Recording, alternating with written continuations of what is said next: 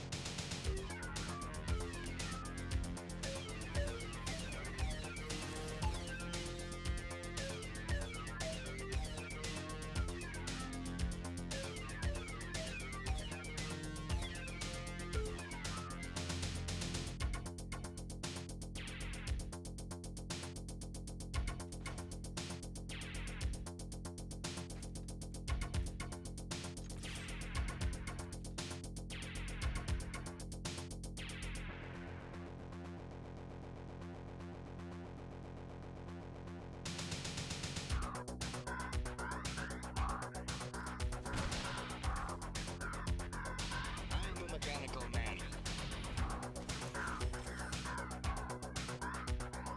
I am a mechanical man. I am a mechanical man. I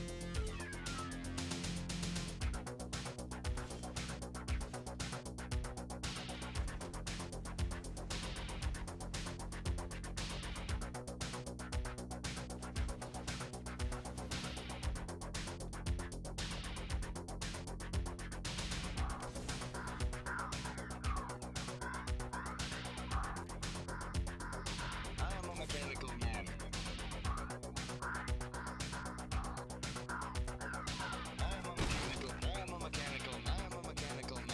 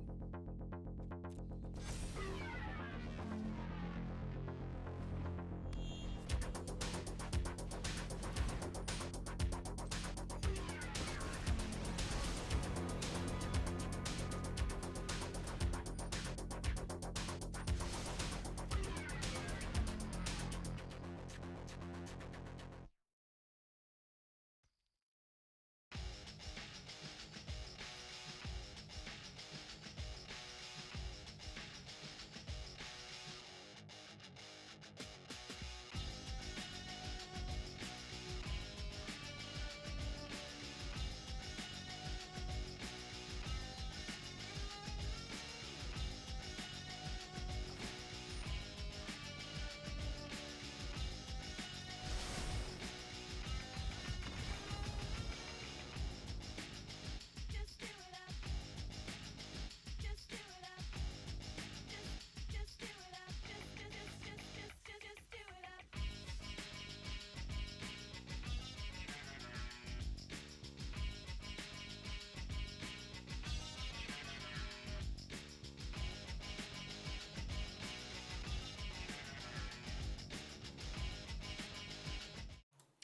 Greetings! What is up, everyone? Welcome to the channel. The sun is hiding and the Magpie is casting. Coming to you guys right now with, what are we on now? It's Wednesday the 10th, another lockdown midday Magpie. Hello everybody, what's up? Good to see you all in chat. Hey, we got a good old crew rolling already. Okay, so first thing, I think I fixed the follow alerts. So if anyone throws me a follow, I think an alert's going to pop up and it's all going to be good and working as intended. So yeah, I mean, fingers crossed. Let's hope that that's a real thing.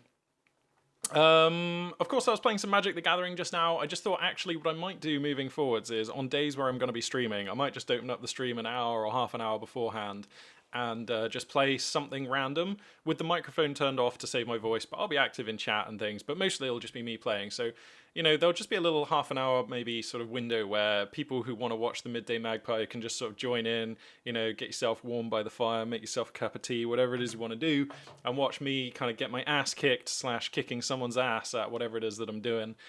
So yeah, we just took that for a little pilot today. A little bit of cool music, a little bit of hanging out with Magpie, a little bit of playing some Magic there.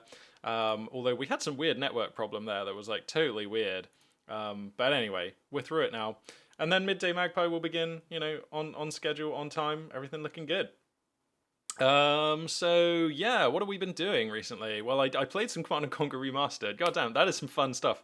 Fun fact, actually, I never actually played Command & Conquer Tiberium War. I only played Command & Conquer Red Alert, but Tiberium War is sick, man. Nod are amazing. For the Brotherhood of Nod, from God to Cain, I messed up that quote, to me, there we go. Yeah. Great to see a load of people already in chat. Emma Duranki, A Game. We got Dat aboard, Strum and Bird. Everybody's rocking. Terra Cry. What's going on, man? Yeah. And I hope that we've got a decent game queued up for us to jump straight into. So, well, let's just do that then. Boom. Here we go. Oh. okay, no, that is cool. Sorry, cause I've been doing things. Ah, there we go, that looks better. Cause I've been changing some alerts around, I got some weird thing pop up on my screen there, but everything seems to be under control. So let's overview our two players here. This was the top-rated live game game on the live game lobby on the ladder. That's what I mean to say. But I actually don't recognize either of these two players. I checked their Steam profiles, and there was no further illumination to be gained. So a couple of new players here. We're taking a risk, taking a gamble, but that's how you discover new cool players. So spawning in the north, playing as the OKW Forces, it is going to be Magpie. And his profile picture was actually literally the picture of McBain, so yep, a dedicated McBainer here. Spawning in the south here, playing as the United Kingdom Forces, going with the Vanguard Operation Regiment? No, Tactical Support Regiment, god damn it.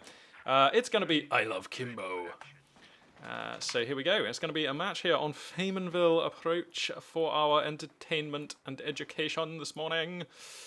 And looks like it's going to be pretty standard stuff from these two players so far. We've got Volks versus Tommies. That's what's happening at the moment. Is Axis versus Axis impossible in multiplayer? It is not, Fox125. You can totally play Axis versus Axis, but not on the ladder.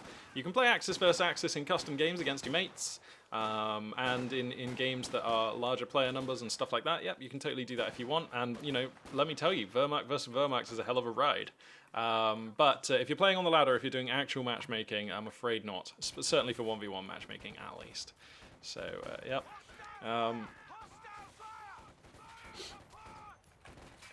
Yes, indeed.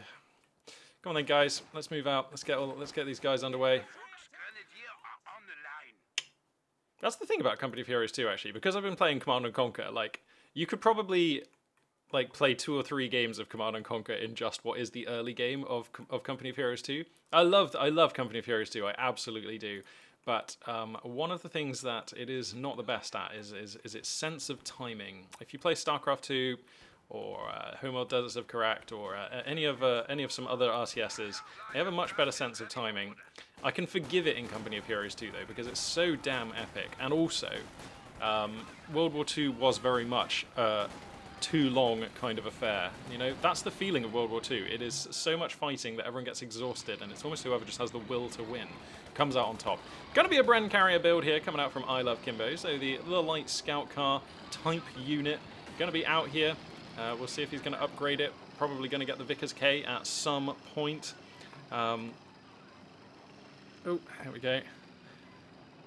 Can I, like, is there a way that I can make chat bigger on my little secondary screen here? Not really. Can I? What if I do this? Ah, that's helping. That was making chat a little bit bigger. Sweet, okay. Alright, sorry about that, guys. Just adjusting things on the fly. Yeah, in custom games it's still possible. So, alright. Vickers K upgrade coming down. Looks like these Volks Grenadiers actually getting a relatively favourable engage onto this. Oh, wow, actually, his Battle Gripper HQ is about to finish. Bro, you got to be careful. You're going to get Fausted.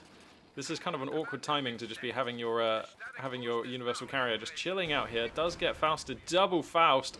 And then he falls back. No! He just needed, like, one more KAR round to get the kill on that. Oh, dear. I think that was an accident. Are there any other Volks nearby who can come in and convert this? Yes, actually. So, oh no, can the Universal Carrier, which has had, what is this, 60 munitions dumped into it for the Vickers K, can these Volks Grenadiers poke through? I don't think they can, actually. I think these Tommies are gonna shoot them down. Yeah, so that is 2 Fausts, which are actually not gonna destroy the Universal Carrier. That is horrendous for McBain here. The crew repair, 25 munitions going to come down. That is now 85 spent on the Universal Carrier, but that will enable the little scout car to heal up just here. Stindy raiding with a party of 39. Thank you very much, friend. That's awesome. That is so sick. Dude, look at us. We're up to like 54 viewers, and we are literally, what, 6 minutes into today's stream? Epic. Welcome aboard, everybody. Magpie 842 coming at you today with some live Company of Heroes 2. We're here on the first game of the day on Faymanville Approach. We've got an OKW versus UKF battle, which is in the early stages now. Also, if you are new to the channel, throw me a follow, because I think I fixed my follow alerts, and it would be sick to see one of those happen.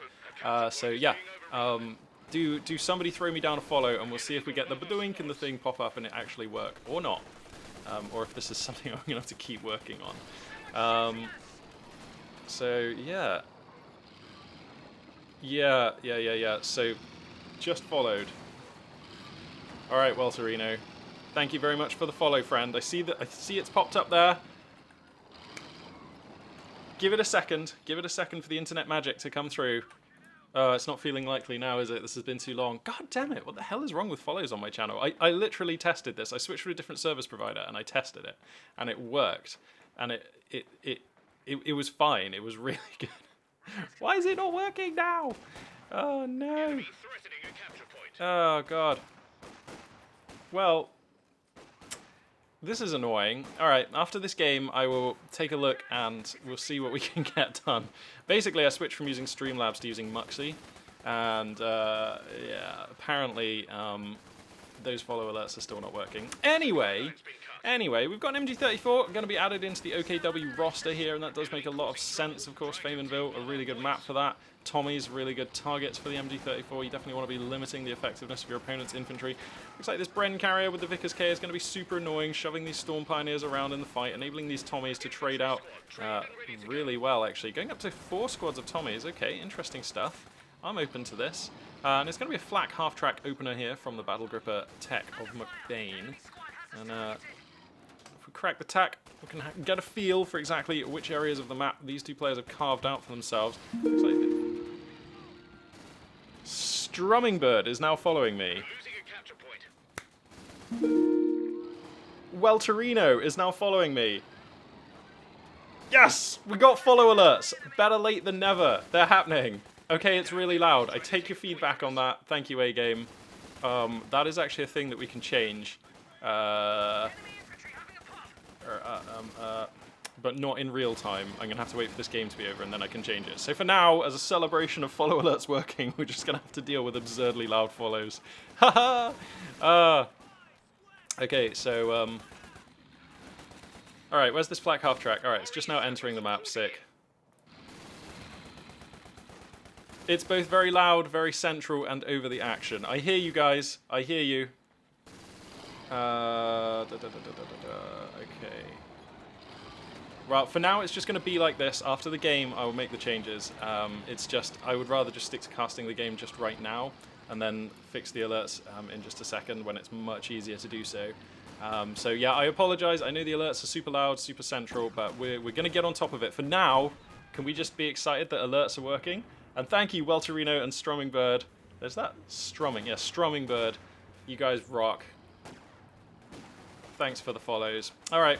So, looks like I Love Kimbo here. Going to be using the, what are these guys? They're the Special Recovery Operation guys. Field Recovery Operation. 230 of your finest manpower.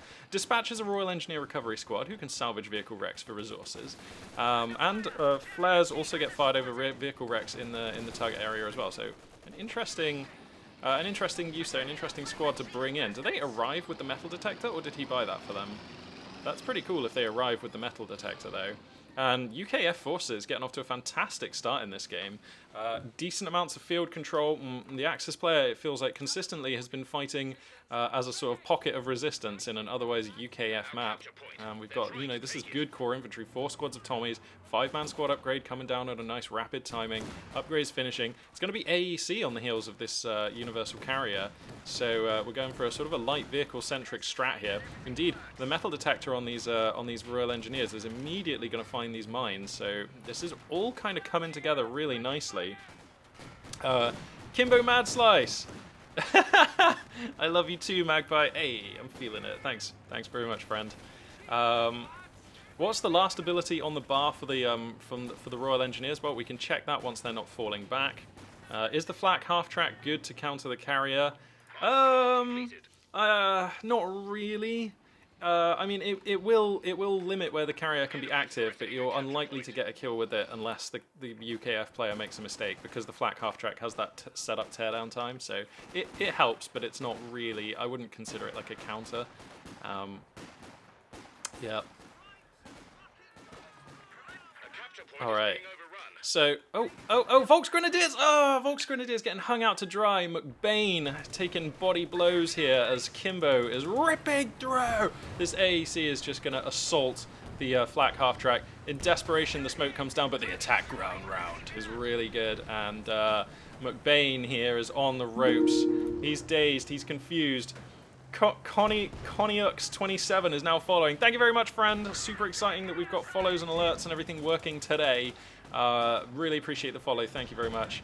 Once again, I know the follow alerts are huge, really loud and in the middle of the screen. This is the first time we've ever had them working, and we're going to reposition and re-cue the audio and everything momentarily.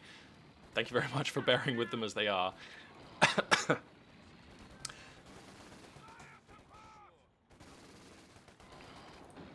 Okay, so McBain here, having suffered a lot of losses, but does have a Kettenwerfer, still has an MG34. Losing the Volksgrenadiers is really bad, I'm not going to lie to you, and losing the flak track is also terrible. But that is not actually game-ending damage, it's just pretty bad. And McBain is, for now, using the MG34 in the central building to hold on to central VP and a fuel. Sorry, that's VP and fuel. So he's got the blood-spattered bonnet on the half-track. Do we have the half-track speed? Oh, then you're not for real, friend. All right, so the Schwerve Max Schlepper is actually... What is going on with this? McBain, are you taking the mickey, sir? This is... I mean, that was quite a mistake, so I feel like that's... Oh well, anyway, we've got the Pyrotechnics package barrage going to be coming down. Could I check the engineer abilities? Yes, I can. So the last one there is tear down emplacement. Interesting. They also have salvage, like the OKW geezers, destroy cover. They have repair smoke grenades and heat grenades. Oh yeah, of course, yeah. I always forget the Royal Engineers kind of have heat grenades. Well, I mean, I don't forget, but then I see the button and it just still feels unfamiliar to me. Anyway, 25 pounders going to be flailing shells into this position. Finally forces back. No, did they kill the MG34? Oh, yikes, man. McBain is getting rinsed here. Well, this is the thing when you cast live games from the ladder. Oh, wow. Was that a mine? Okay, finally.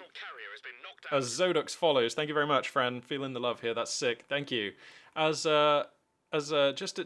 when things look like they're going unbelievably badly for McBain, some shoe mines managed to find the carrier here, so that's okay. And when you look at the top left, look at the top right. This is not the end of the world. Actually, I think he managed to re-grab the MG34. So he's on double MG34 with a Kettenwerfer, decent enough core infantry. Actually, this is an okay fight. If you look at the top left, look at the top right. The scoreline has not opened up too much because McBain has crucially maintained control over this hard point, which controls a victory point and a fuel. So, okay, horrible start to the game. Not sure what was happening with that Schwerve Max Schlepper that was driving around out on the map and got blown up. But, things kind of look okay somehow for this OKW player. Now, we've got an MG34 in mid again. Tons of Tommies are going to get up on top of this. We could probably see another Pyrotechnics package barrage come down. That is only 25. Oh my god, look at this broken tooltip. But still, 25 munitions for that one. Yeah, creative name actually with the hot take that OKW is actually in the lead right now. If you just look at army strength, yes, I actually agree with you. This army in the top left is better than this army in the top right. But Kimbo has actually not been teching. Sorry, I thought for sure we would have company command post or something coming up, but we don't. Actually, yeah, he's floating stacks of fuel, so we're probably going to have company command post, and then there's going to be enough money when that finishes for a Cromwell. The third, awkwardly, Schwerve Max Schlepper is now out on the field, so we're going to see Schwerpanzer HQ. Looks like he's going to go for the tried and tested this position on it, which is, I reckon this is my favourite position for the Schwerpanzer HQ if you're playing as OKW on this map. Oh, well, I take it back. He's actually going to secure it back here. A little bit more defensive. I guess it guards this cutoff, but like, that is not the... I just think I prefer like this position here. It's a little bit more risky, but the payoff is so big. And right now, you know, you have the advantage. You can definitely defend this position. It would have been deployed. You have a ton of units here to support that SWS truck as it gets into position. So, I don't know. That's just my feel.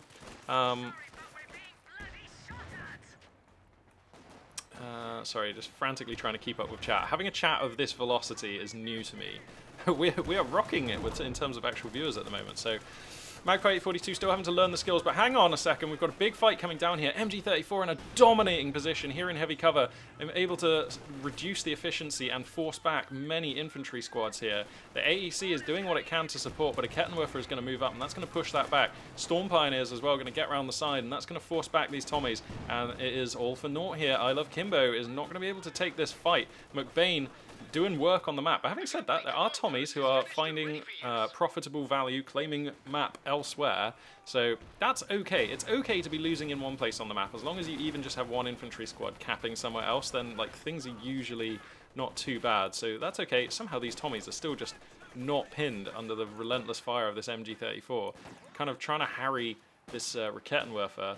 Wow, look at these Tommies. Okay, they're going to find out that there's a heavy Panzer, Schwer Panzer HQ here. Oh, no, yeah, they scouted that for sure, yeah. Obersoldaten here going to be added onto the roster for McBain. Yo, what's up, Emma Duranke? Good to see you. And who's this? Bonkers. You seem new. What's up, friend? Welcome to chat.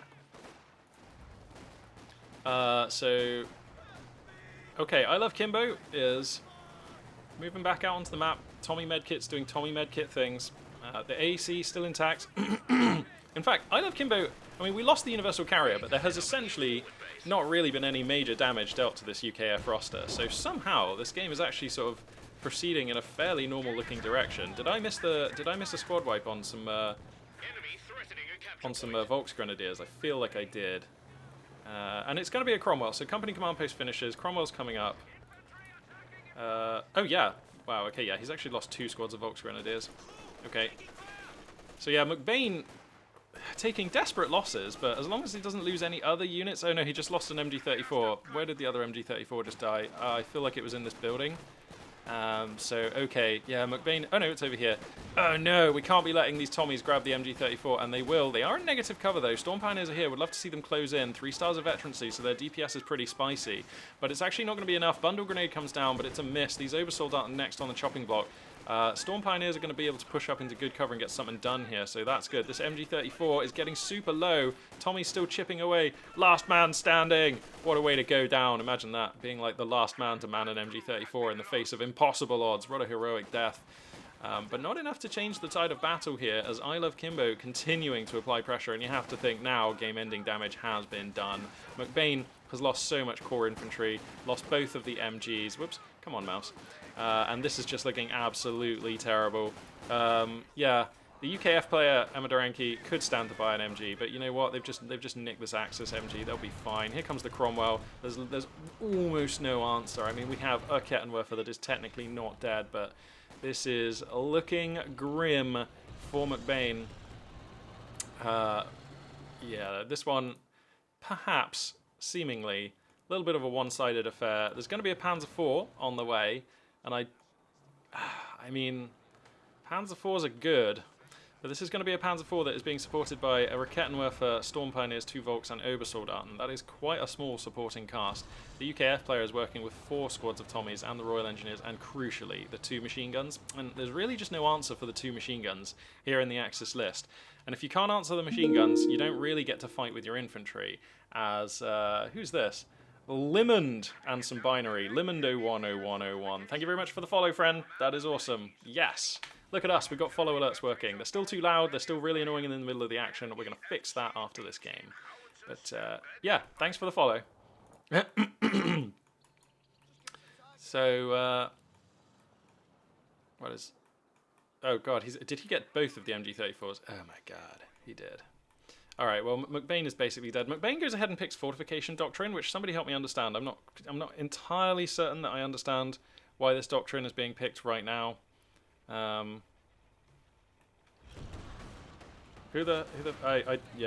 don't know who this I Love Kimbo is. I did check the Steam profiles, but there was no additional information to be gained there. All right, Panzer IV versus Cromwell. Place your bets, ladies and gentlemen. Panzer IV getting the opening hit here. The Raketenwerfer seemingly absent from this fight. Actually, no, here it is. So actually, the Cromwell substantially flustered. The Panzer IV is going to be pursuing here. The AEC is coming in for a little bit of armored support here. Smoke shell comes down, but oh no, the Cromwell's kind of turning back into this Kettenwerfer. Can't be doing that. Now the Panzer IV is going to get the KO blow at that range. There ain't no way that you can mess that up. And hang on a second, McBain here, winning the medium tank war against all odds. This is not what we thought would happen. Now the AEC on the chopping block, forced to pop smoke, and that's going to scurry away. The Panzer IV is hunting, though, and he's going to actually keep the pressure on. The AEC on death's door, as this Panzer IV looking for more. But McBain seems to realize that pushing any further into Fog of War with no support is incredibly risky, incredibly reckless. And wow, this MG34 actually also is probably going to get picked off of the UKF roster. There's just too much Axis stuff here. And is McBain going to find a way back into this game? I don't think so.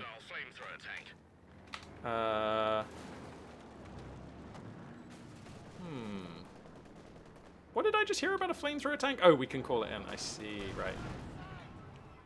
Okay, so McBain's rebuying core infantry. I mean, I do agree with this. This Panzer IV at the moment is rancing around the field without much to answer it. There is a Hex Pounder AT gun, and that is actually going to find the Panzer IV here. And there is still the AEC, which is being repaired. But McBain has won themselves an extension here by defeating that Cromwell. They are actually eligible to stay in this game for a little while longer. 313 tickets, under a slow bleed right now, so... I mean, this is technically a recoverable position for the OKW player, which when you think about how this game has looked is kind of insane. But that is the truth. Yeah, explain that voice line. I'm confused. Explanation. Bug. Okay, cool. Yeah, I got confused by that as well. Like, what the hell? Losing a half track as UKF gives you that line as well. But he didn't lose a half track, right? I mean, you mean the Universal Carrier. Is that what you mean? But I'm pretty sure that none of those have died for a while. So anyway, confusing stuff, but hey, Company of Heroes 2 is not a perfect product. It's just one that we love a lot and enjoy and take a lot of fun from, so that's just the truth there. Now, there are some mines out on the map, actually. M6 mines are around about the place. So there's a chance that this Panzer IV could fall foul of that. Engine gets busted, so I think that was some mines on the road, actually. And now the AEC can try for one more shot here to try and pick down the Panzer IV. He's staying in range. This is so risky. He gets the penetrating hit. That's going to be the engine breaker. And now can the boys from Wales get in here with the anti-tank grenade? Oh, not needed. The M1AT, sorry, the Hex Pounder AT gun gonna get the Panzer IV there. It's a trade for the AEC though. Don't know why the AEC felt compelled to come on in there. Storm Pioneer's immediately gonna get on the scavenge, and McBain actually has reasonable amounts of fuel in reserve. So if we are able to get the fuel from that, I mean, then we can actually kind of afford another Panzer IV. I Love Kimbo is frantically saving at the moment. Oh, a mortar squad. Wicked. Oh, yeah, this is the actual mortar squad commander. Can we just get it? Can we just take this off? Where is it? Where is the mortar squad? Where's the thing? Field recovery operation. Oh, air resupply operation. Yeah, that is the one. Yeah. Okay, cool. Can we just get it so that UKF, please, can just have a mortar squad generally? Like, get rid of the mortar pit. It's god-awful. Just give UKF a mortar pit, and then the faction will be, like, perfectly balanced, in my opinion. At the moment, it still exists in the shadow of Soviets and in the shadow of American forces, and that's a shame because actually UKF are clearly a great faction. They are almost as good as the other two allied factions. They are almost as good, and I know they're balanced around having the pyrotechnics package. That's fine, but they just need a mortar squad. The pyrotechnics package ain't the same thing at all. That's my feeling on the matter, and I ain't afraid to talk about it. Emma Duranke, how does the Valentine perform nowadays? I have no idea because I never see one, which probably means not very good. But every time I say that, people do tell me that it is apparently quite fine. But if that was the truth, then why don't we ever see it? Right, let's crack the tack and we can see triple cap here established for the United Kingdom forces, double fuel income as well. So things looking pretty dire for McBain, as they have throughout this game, more or less. So we're going to need to see something pretty exceptional from the German player to secure their future in this game. The door now closing incredibly rapidly. We're hemorrhaging tickets at a vast rate, 199 and ticking, so probably a little over 3 minutes at this rate before McBain is paced out of the game. And I Love Kimbo, you know, has been a little bit unlucky, a couple of questionable calls, not quite sure what happened with the AEC there, but generally putting on a dominating display of UKF might here, and that is nice to see.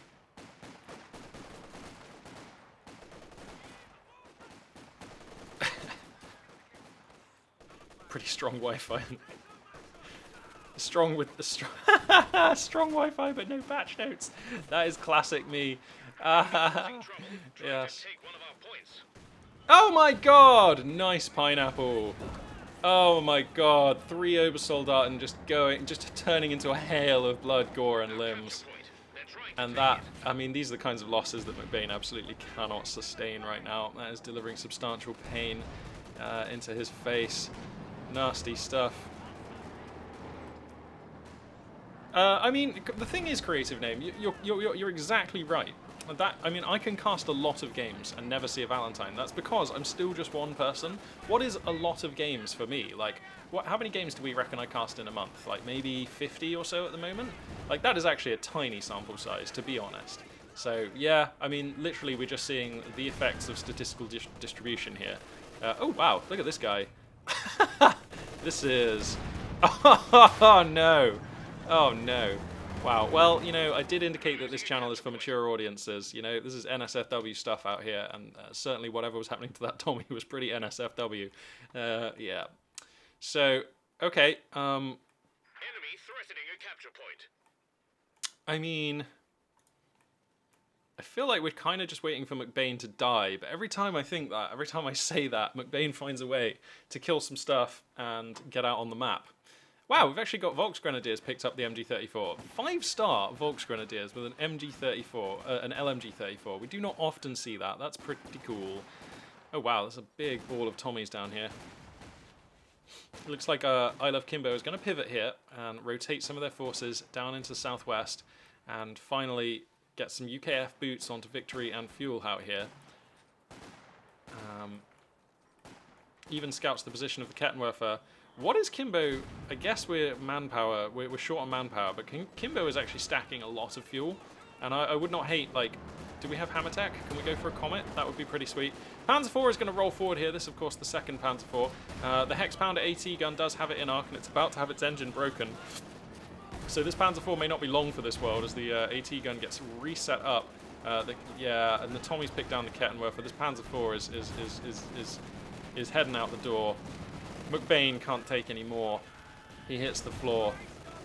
This game feels raw. Okay, I think I've just about murdered that rhyme now.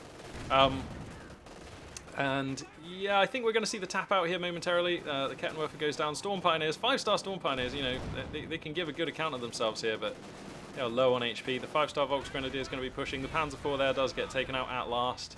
I think that was off of a heat grenade from the engineers. Another pineapple. Good God, Kimbo is good at these pineapples. Gonna pick off the Storm Pioneers at last, and that will be the end of that. All right. Okay, so what we're gonna do is, all right, bear with me here. Okay, studio. All right.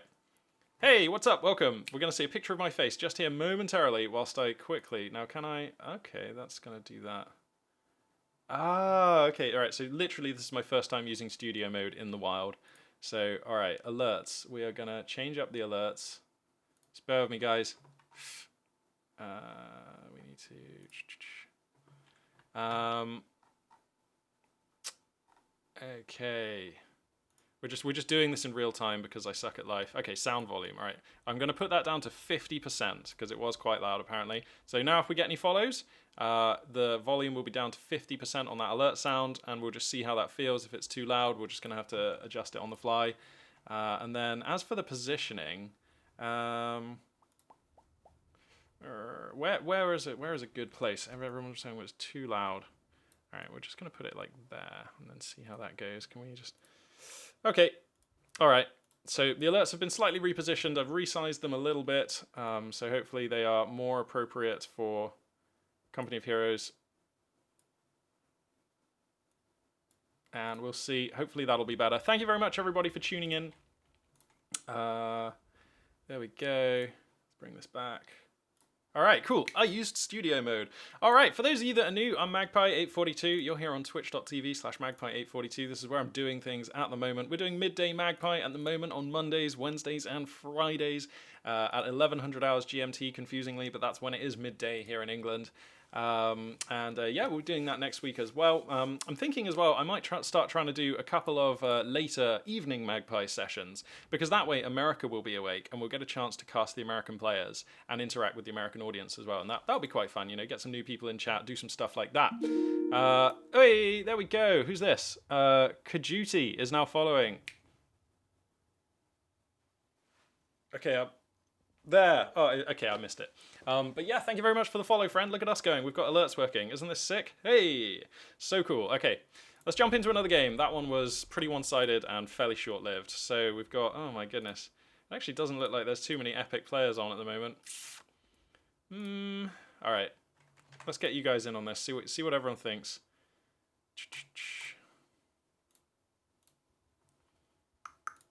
Okay, so these are the choices. We've got a Nexus game with Animal Killer and Asura. Now, Animal Killer I've cast before. And they are reasonable. Asura, so that'll be OKW versus USF. We've got a Feymanville approach with Prabusi and Nanami, neither of which ring a bell. And then we've got B-Sky to Revolution and Kasim, neither of which I recognize. So these are the choices. We've got a game on Nexus with Animal Killer and Asura, OKW, USF. We've got a game on Feymanville, Prabusi and Nanami, Vermact and USF. And then we've got a game on Crossing in the Woods with OKW and UKF. So, type 1 in chat for the first game on Nexus, type 2 in chat for the second game on Feymanville, type 3 in chat for the third game on Crossing in the Woods. We'll see what you guys think, and then we will hop into a game. What's up, Magistern? Good to see you there, friend. Thanks for tuning in today. So we're seeing quite a lot of love for Game 3, actually. People want to see a Crossing in the Woods affair. 1, 2, 3, 4... So at the moment it's actually tied between the first game and the second game. Now the Nexus game is leading. Cast the lowest ranked game. Yes, Tom Diego. let's watch some low level action. Yeah, we kind of almost just did. All right. At the moment, game 1 on Nexus actually has the most votes. So I think we're going to go ahead and cast this one. At Magpie, cast a 4v4 game? Are you kidding me? They're insane. They're just way too hard to follow. Don't get me wrong, I love multiplayer. I love 2v2 and things, but like 4v4 is pretty out there. Alright. Okay, alright. When the dust settles, it's a tie between this third game and this first game. So I'm going to exercise the Magpie like imperial right here, and I'm actually going to elect... the trouble is I don't know these players, so I think I'm going to cast the Nexus game. Yeah, we're going to cast the Nexus game. 4v4 is for real, man. 1v1 is pussy mode. I mean, you are entitled to your opinion, even if it's wrong. You got to hold on to that. Wow. Look at us go with so many viewers. This is insane. We are in week 2 of casting on Twitch. And everything is just... I never thought the channel would look or feel this cool. Did we get a $10 donation? Hold up. Mangora, did you just donate $10? Am I reading this correct? El Padre, thank you very much for the follow, friend. Okay, Mangora in chat, can you just confirm whether or not you actually just donated $10? Because it's saying you did. And... that's insane. Oh my god! Dude! Mangorka! Hang on now. Hang on. As this game, the initial stages get underway, I just have to say... Mangorka, apparently you just donated me $10, which is like literally the first ever donation I have ever received for doing anything, I think, in my entire life. So... thank you very much. I'm feeling the love. I'll be honest with you, I forgot that I set up donations. But yes, they are set up. I did that like last week. You rock. Thank you very much. That's 1,000 American cents, which are going straight to the cause. That will be being spent on hardware and games for me to do more casting. So I'm feeling the love. Thank you very much. That is just insane. Wow. That's just amazing. Did a notification pop up saying that Mangora donated the $10? Because if not, I need to look into that and get those notifications fixed as well. So yeah, if anyone's paying attention, please do let me know about that. Mangorka, you can't subscribe, no, because I'm not a Twitch partner yet. Hang on, we got to introduce these two players. Spawning in the east as the OKW forces, it's Animal Killer, which if that is true, Peter will be after him pretty shortly. Spawning in the west as the USF forces, it's Asura. Now, I have cast both these two players before, and they were both high enough caliber, so I'm looking forward to seeing what they're going to bring. No, Mangorka, you cannot subscribe yet because I'm not a Twitch partner. I am a Twitch affiliate, I think, or something like that. I'm like a Twitch something. But I'm not a Twitch partner. That's something I need to look at. But I've only been doing this for 2 weeks, so I haven't met some of their goalposts and their milestones that you need to before you can start having subs and that kind of thing. But stay tuned, buddy. The channel's growing really fast, and we're doing like way more successfully than I ever thought I would ever be able to do. So that actually may very well be a thing. And like every time I log into Twitch, all these notifications pop up saying, "Well done, you met all these notifications, you met all these requirements, you're moving up to the next level of thing." Even though I've looked at no tutorials and I've looked at no. Like, I don't even know what the things I'm supposed to be doing are, but we're hitting all those milestones. Whatever they are, we're hitting them. So, sick. That's just awesome. I cannot believe you donated $10. Dude, that's... What? Like, I just don't even... My head is... It's just insane. It's just insane. Alright, I'm gonna have to put my head back on my shoulders here and try and cast this game. But I'm just blown away. All right, cool. So, we've got, let's see. It's a rifleman. It's a rifleman opening. It's rifleman and Volksgrenadiers. Okay, cool. Pretty standard stuff here. Animal Killer has gone ahead and picked the Overwatch doctrine. So we're going to have the Jaeger Light Infantry moving out onto the field here. So, yep, these are a nice addition to be able to have for the OKW player. You can do a lot of cool stuff. Most notably, you get Booby Trap Point, but you can also sprint with them. You can upgrade them with the G43 Sniper. And that is, when these guys have it, it operates a little bit differently to the G43 on your average infantry unit.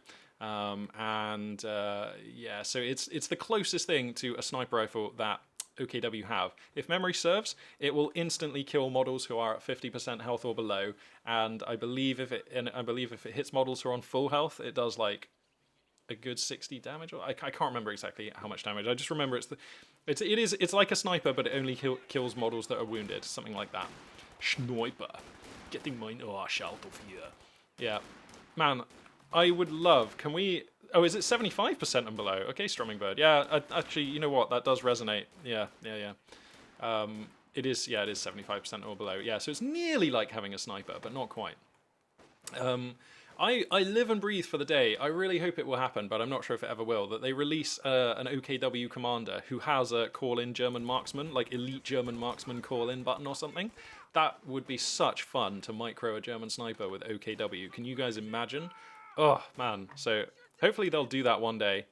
Looks like it's going to be Lieutenant Tech here for our American player as the two players skirmishing out on the map. You can see on the mini-map it's been a pretty even sort of brawl so far.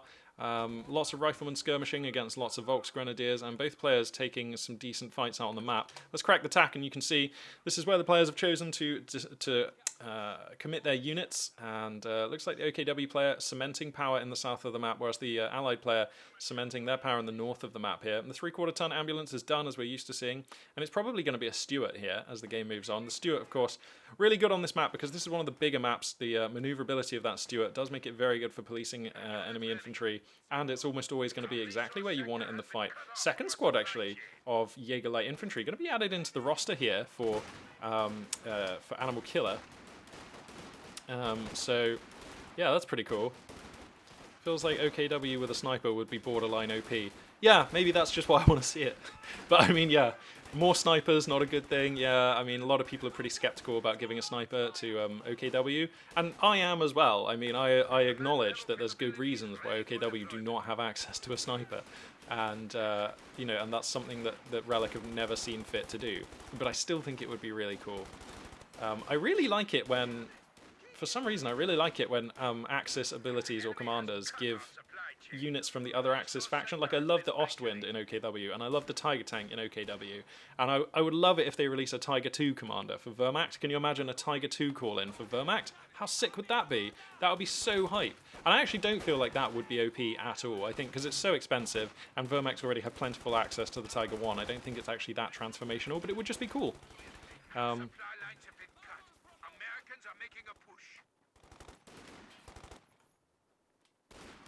Oh, okay. All right, A-Game, thanks very much. Yeah, A-Game there, like, giving some info and some stuff about how to get towards being a Twitch partner and get subscribers. Yeah, I mean, honestly, it's never even bothered me. I've never even thought about it, but if people are wanting to subscribe, it's definitely something I can look into. I'm gonna level with you guys on the complete honest here. I don't actually know what subscribing does. Like, I actually have no idea. But I'll do some research. We'll check it out and get that ball rolling, perhaps. That sounds really cool. Okay. Pineapple fruit. Are you pineapple? Are you the pineapple dude who I cast sometimes? Is that you there in chat? That's pretty cool if you are. Hey. Stork Haynar, I get money. You mean for people subscribing? Oh. Well, that's hench. I didn't know that. Well, we could look into that. Pineapple the Vengeance dude. All right. It's been pretty quiet, actually. Looks like the OKW player is just going to be moving out here into south. Is that a 50 cal? Yep, 50 cal out here for Asuri, which I think... Uh-oh, Volks Grenadiers on the chopping block. Perhaps the first squad wipe of the game going to be coming down. Okay, no, he actually even still has a pixel to give, I think. So that was close, but not too close there for Animal Killer. Getting a bit lucky with the RNG, you have to feel. But in the end, we'll escape with the Volks Grenadier, so that's absolutely fine. Whoa, look at that. That is 4 men firing as one. No G43 upgrades actually coming down for Animal Killer on these. Okay, finally the first one coming down as I say that. But yeah, I love the 50 cal. I think Nexus is just a really good map for 50 cals on machine guns generally. In fact, to be honest, usually the winner is whoever can keep a machine gun somewhere on this screen. That is what I notice about Nexus. If you can keep a Maxim or an MG42 or, you know, a 50 cal just tucked in, guarding this point, because Nexus often comes down to victory point control. Ooh, booby traps popping up. Then you'll do really well. So start getting your 50 cal out now, starting to let it vet up, and starting to use it to control and police your opponent's infantry is a really smart move, if you ask me. The Axis player notably lacking for an MG right now in the roster. Going to be getting the Schwervermacht Schlepper and is flatlining on manpower for the time being. So we'll see what the choice is going to be. If I crack the tack, you can actually see Axis forces for now have been routed from the map. And so American forces are probing forward, getting the cutoff on the munition, going to be grabbing fuel. So finally it appears like one of the players has the upper hand, and it will be Asura. With USF forces able to find material damage on the east side of the map. What is happening? Something just... Pineapple fruit! Thanks very much for the follow, friend. Feeling the love. Look at these alerts. Isn't it great when stuff works? So... Yeah, follows are working now, Aki HQ. We got them fixed today, it seems.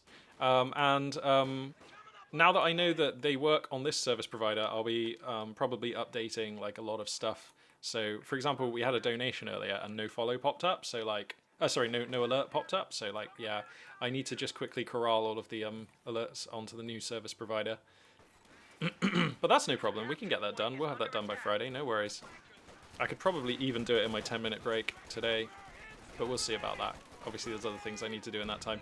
Ooh, Incendiary Grenade, going to find the 50 cal, forces it to move. Weapon rack's now finished, so BAR's on this American infantry. They are going to start out muscling the American forces here.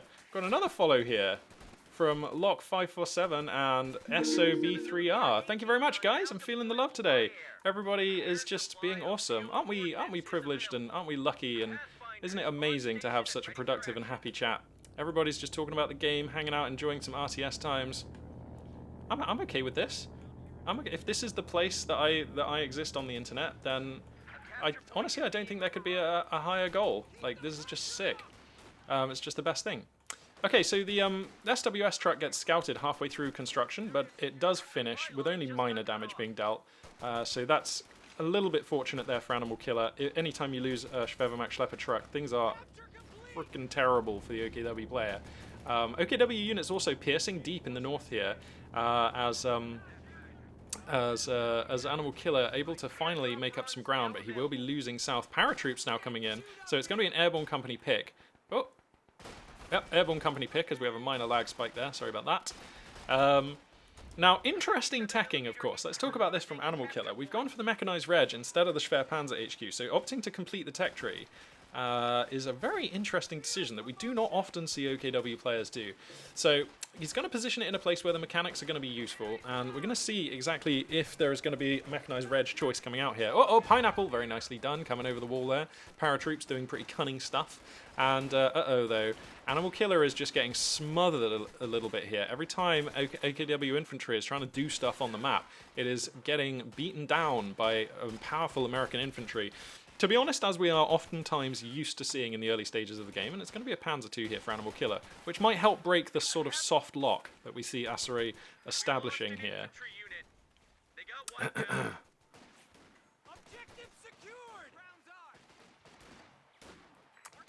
Alright, thanks for bearing with me, guys. Like, reading chat whilst I'm also maintaining map awareness and, like, casting is a skill that it's like a muscle that I am building. It's a skill I'm working on. So, yeah, thanks for bearing with me, because, like, chat is now moving, like, literally 2 or 3 times the speed it was even a week ago, because we've just got more viewers and more awesome people chipping in with great comments and stuff. So, thank you very much for dealing with me. I will get better at monitoring chat in real time, but it's definitely a new skill for me. Let's see. All right, so OKW forces here. Still just fighting for control over this crucial cutoff. Now, there are some OKW forces being profitable in North, but to a certain extent, I think we are seeing right now the effects of not going for a machine gun squad in the first, like, 13 minutes of the game, certainly. You know, this American infantry is just being able to fight and trade 1-for-1 with the Axis stuff, and that's always going to be tough, because American infantry is really good. It's certainly in the first 15-20 minutes of the game. It's much easier to fight American infantry when they are being suppressed, when they are being pinned. So, it's also much easier to fight American infantry when you've got a Panzer II lawnmowering them down with an autocannon. So perhaps the Panzer II is going to help redress the balance of power. Certainly getting the break on a number of American squads in south and allowing Volksgrenadiers for the first time in quite a while, it feels, to access the southwest area of the map, start taking some points. Oh god, Panzer II actually looking for the kill on this 50 cal. That would be nice to wipe the veterancy off of it. He's even going to poke in and look for the ambulance, and there's very little to stop this happening now. Veteran riflemen do have the anti-tank grenade, so has to respect that with the Panzer II. But actually, he's just going to camp here and lawnmower Americans for value. Okay. Bit of an early recruit on the 50 cal. Is he going to use armor-piercing ammo? Is that what this was for? This is risky stuff, though. This Panzer II is actually being super annoying. And meanwhile, Axis forces are going to be grabbing fuel and grabbing other points on the map. So the Panzer II here, absolutely delivering what Animal Killer needed. A much-needed reprieve from American domination, forcing the American units back into the base and breaking the soft lock that I was talking about earlier that Asuri was working on. So that's really nice. American forces are still active on the map, so it's not game over. This is not curtains or anything for Asuri, but it's nice for Animal Killer to break the map and find some value there. That was really sweet. Yeah, dude, the Panzer II was absolutely sick. The value Panzer II there. Datton saying, "Hey, Datton, bro, how is it that you haven't asked me to look at the bulletins?" I'll do that as soon as we get a second. Or maybe you have, and chat's just moving so fast I missed it. But, yeah, American forces here will reclaim the doorstep of their base. Axis units are going to fall back. And as we get a window of quiet time here, let's have a look. Animal Killer is just running with Volksgrenadier DPS, as we are very used to seeing. Asuri is rolling with Rifleman DPS and Veterancy. So absolutely the most standard of the standard. Super meta, very lean stuff here from our two players. Yep, indeed it is. Yeah, they do look really boring. Okay, so that's why you weren't commenting on it. Fair enough. Yep, that's what we're going to have here. Okay, so let's crack the tack here so that we can appraise the battlefield. As Major Tech is just now finishing for the American player, Jägerlights and mixed Volksgrenadier with the support of the Panzer II going to be fighting right now to contain the American menace. And this has been a really good, even game, a really nice high-level game of Company of Heroes 2. Both of these players have been on point with the micro. Both of these players demonstrating the capacity to be quite sneaky and out there as well. Oh! Anti-tank grenade connects onto the Panzer II. That one will have to force back, and it's going to be a Sherman tank coming out quite rapidly on the heels of this Major. That testament to the decent amounts of fuel control that Asuri has been able to maintain through the early stages of the game. Schwerpanzer HQ is just now getting set up over here. And this is quite a forward position. This is actually a little risky. This could get sieged down by AT guns, like, relatively easily. So we'll have to see whether this positioning pays off. But this will be the tech tree completed for Animal Killer. So can I explain why the USF player upgrades his rifles but not his paratroops? No, I cannot explain that. I don't know. I mean, we only have 80 odd munitions, so like if he was to upgrade the paratroopers, he would be flatlining on munitions. Yeah, and he's just spending munitions elsewhere, I guess. I mean, the 1919 LMGs are really sick, and this would be a great time to have them, but I guess that they're just the lowest priority for now. Also, it is 120 munitions for the 1919 LMGs, which is a lot to spend in one go, whereas the BARs are a lot more granular in your munitions spending. Uh-oh. So the Major gets gibbed, and the Lieutenant too. Ah, come on, mouse. And the Storm Pioneers also get gibbed. So a flurry of devastation being unleashed on the battlefield. Both players' infantry rosters getting somewhat ravaged. Oh, dearie me, this Sherman is coming in. There's no Kettenwerfer. There's no Kettenwerfer. So this Sherman is just going to have free reign of the base for a moment here. Faust's come through, damaging up the engine. Now, which side is the Kettenwerfer going to spawn on? Because this is game-changing. He gets the lucky spawn. I guess that's lucky. He comes out on the north side, so he can actually come in and try and pressure this Sherman a bit with the broken engine. Okay, there are riflemen to support, but this is so close to the Axis base. If he sends out the next wave of Volksgrenadiers to support this Kettenwerfer, okay, I think the Sherman's going to get out safe. I thought we were living in a world where perhaps the Sherman might be in danger and might be getting punished there. Oh, that's a really good point from Datton, actually. Yeah, the other reason why you might be wanting to keep the slots open on the paratroopers is because, of course, they do have Zook Expert. Smart thinking, buddy. Sounds to me like you might play Americans from time to time, because I certainly don't. Ha. But yeah, yeah, keeping the slots free on the Zooks there, because they are really good on paratroops. And to be honest, there's no point buying those Zooks until your opponent has a decent target, and I guess the Panzer II is kind of a decent target, though, so I don't know. Well, let's keep an eye on these paratroops, because it's definitely a valid and very interesting question as to why we're not seeing upgrades on that unit. Asuri is definitely spending munitions, though, so it's not like this is just, like, lack of spending. Alright, this Sherman is a problem. Animal Killer is saving... Okay, so we have Panzer IV money now for Animal Killer. I'm wondering if that's going to be the choice, or if Animal Killer feels substantially pressured into getting, like, a Jagdpanzer or something, which I actually wouldn't hate here. Jagdpanzers are really good on this map.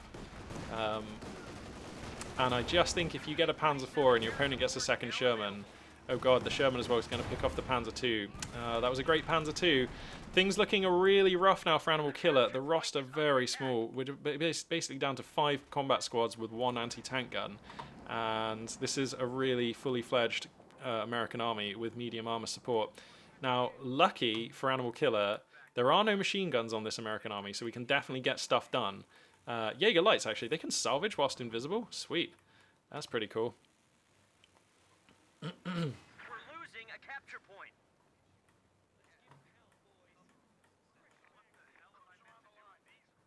Where is this free MG? Datton, where is this free MG? I missed that. Because that would be huge for Axis to grab. Is there a 50 cal lying around somewhere that I've missed? Alright. I'm guessing there must be because you're talking about it. Yeah, that would be a lovely thing to grab, but neither of these two players are going for it. Oh, he salvaged it in mid. He salvaged it? Bro, oof, that is super out there. That is aggressive. Going for a salvage on an MG that the Axis player could desperately use. Look at him. This is a quick KT build. Oh my god, he's going for a quick KT. Has to be. Why else would you complete the tech tree and then not spend your fuel? No, okay, it's a quick Panther build. I take it all back. I feel like this was an attempt at quick KT, but the game is going so badly that I think Animal Killer feels forced to get a Panther to not die, and I respect that decision. I'm not sure it's the right one. I'm not sure if you could survive to KT or not here. Either way, Panthers are amazing. They're fast. They prey upon Shermans very effectively, and they scale super well into the late game, so getting one relatively early is actually really smart. So, okay, I quite like that. Yeah, I'm looking forward to seeing this Panther, like, thrive, to be honest. For the Fatherland is being used. Infantry in friendly territory receive a defensive bonus and movement speed increase for 30 seconds. 50 munitions. So nice and cheap, and pretty potent ability. Yep, I was a big user of For the Fatherland in my time. It's a very useful ability. Defensive bonus, movement speed bonus, 50 munitions, map-wide, as long as they're in friendly territory. So it actually can be very efficient for 50 munitions. Alright, here comes the Panther. Let's check the camo.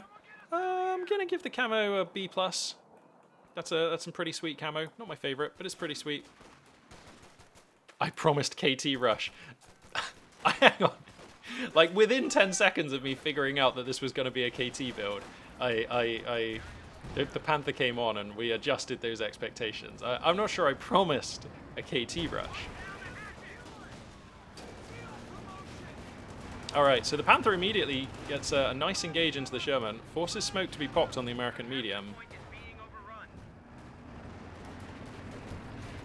And the smoke will be effective, but this Panther, I mean, okay, now there's going to be a Jackson, and that will be a real threat for the Panther. And this, I suppose, was the problem. because, I mean, the Jackson really does, as long as you look after it, really does keep the Panther under control. And it actually vets up faster than the Panther too. So I'm worried that we're heading into a dynamic where the OKW player is really not able to get to grips with the American fuel choices and not able to utilize this Panther, which we have pretty much invested everything we've made so far into this Panther in terms of fuel. So this is a risky position to be in. Yeah, Magistern, I feel you, bro. I want KT as well. But, I mean, Animal Killer made the decision to try not to die, and I have to respect that. Hang on a second. Whoa, what the?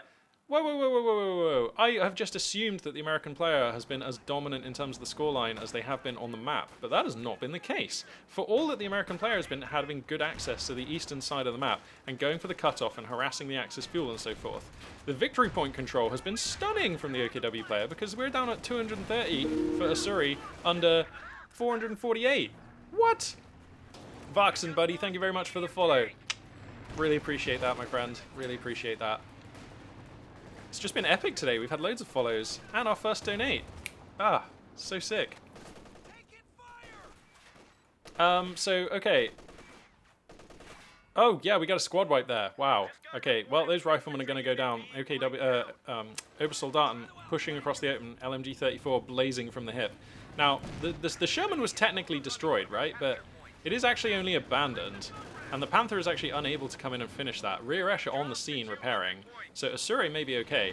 Good God, I feel like I've read this game completely wrong, actually. Because look at the scoreline pressure. Look at where the composition is now. With those riflemen getting killed and the Sherman getting picked off, Asuri is stumbling in a big way and may not be able to recover here. Animal Killer is looking ridiculous.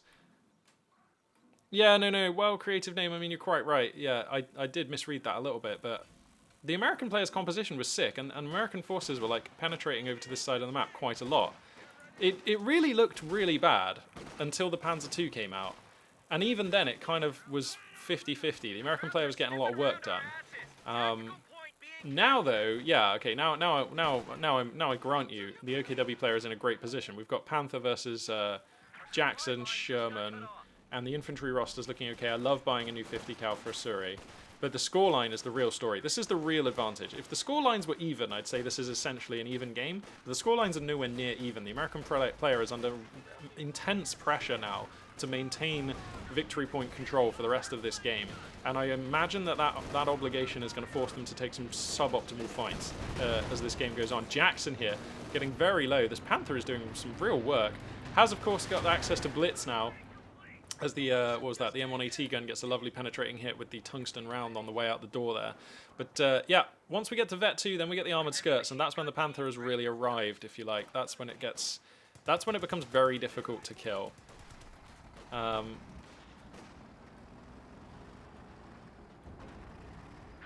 point is being overrun. Sorry, just keeping half an eye on chat here.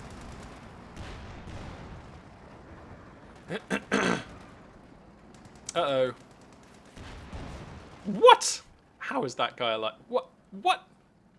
We literally saw him get engulfed in an explosion. RNG. Favoring Animal Killer there a little bit.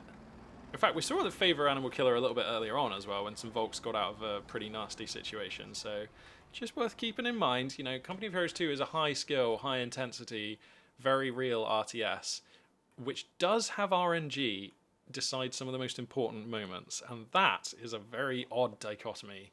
I hope I'm using that word correctly. I feel like I am. That is a very strange place to be.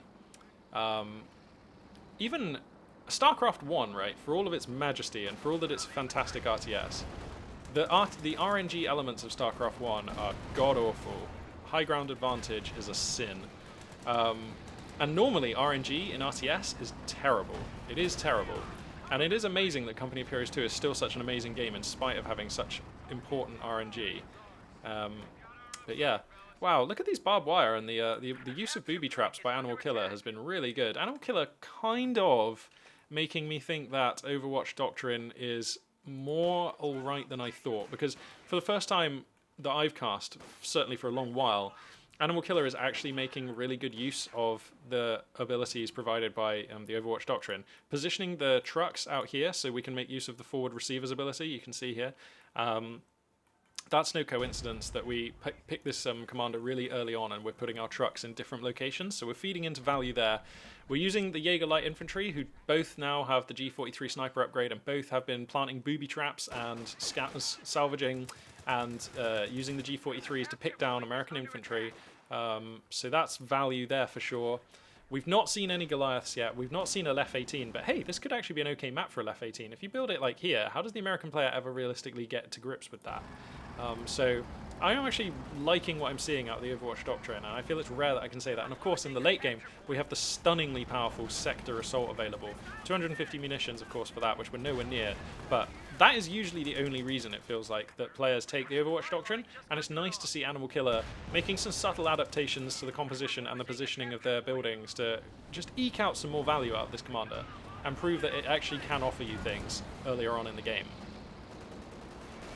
You can't build the Lef 18 in the base anymore. Okay, alright, thanks, creative name. Jaeger Lights have really good vet. Okay, well let's check because it's been a while since I looked. So we get First Aid, we get reduces incoming accuracy and get camo at 2-star. We get, these unit get broken. We get improved accuracy, so that's just a sheer DPS buff at vet 3. We get increased weapon range at vet 4. That is actually pretty goddamn scary for a unit with a sniper-like weapon. Combat Expertise increases squad survivability and weapon control while under fire. So vet 5 is just like the icing on the cake that makes the unit very hard to kill. Now, with the loss of that loss of the Volksgrenadiers over that last phase of play, the Axis roster is in danger of becoming heavily taxed. Now we can see Animal Killer is stacking manpower in an attempt to save for King Tiger here, rather than replacing this core infantry. So this is a conscious decision from Animal Killer to endure a period of weakness, which we're seeing now. And to be honest, I mean, we're still diving in and killing American units, and like there is like no American map presence other than these paratroopers right now. So for a period of weakness, this is looking great for Animal Killer, who's about to get the KT. And then once the KT is out, we can pipe our manpower into replacing Volksgrenadiers and stuff like that. So Animal Killer right now is about to kill a certain animal, where that animal is this USF player.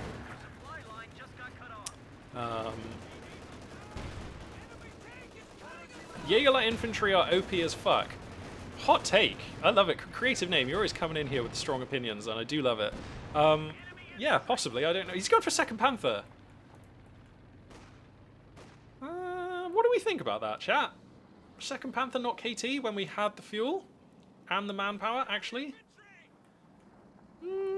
I think it makes sense, given that this map is quite big. If this was like Crossroads or Langreskaya or like Feynmanville or even Crossing in the Woods, then I would be like, this is mad. But given that this map is quite big, the KT is incredibly slow. But I still think the KT would have been fine, because we've got the mobile repair station here. Well, it's not mobile, but we've got the repair station here, right? So the KT can just exist by just rolling forwards and rolling backwards, and it will still be like super dominant. So I don't hate that. But I mean, the Tiger is a lot more durable. What do we got here? A follow from Astragabe. Thank you very much, friend. Sweet. That's awesome. Thank you very much for the support. Really appreciate it. Oh yeah, also, I'll tell you what, chat, if you could let me know, like, how are these follows in the bottom right of the screen? Are you finding this okay, or is it really annoying, and would you rather them be somewhere else on the screen? I'm kind of just figuring out as I go. Hopefully the piece of screen where it's on now is not, like, the worst. And also, is it big enough to be legible to you guys? It seems fine for me.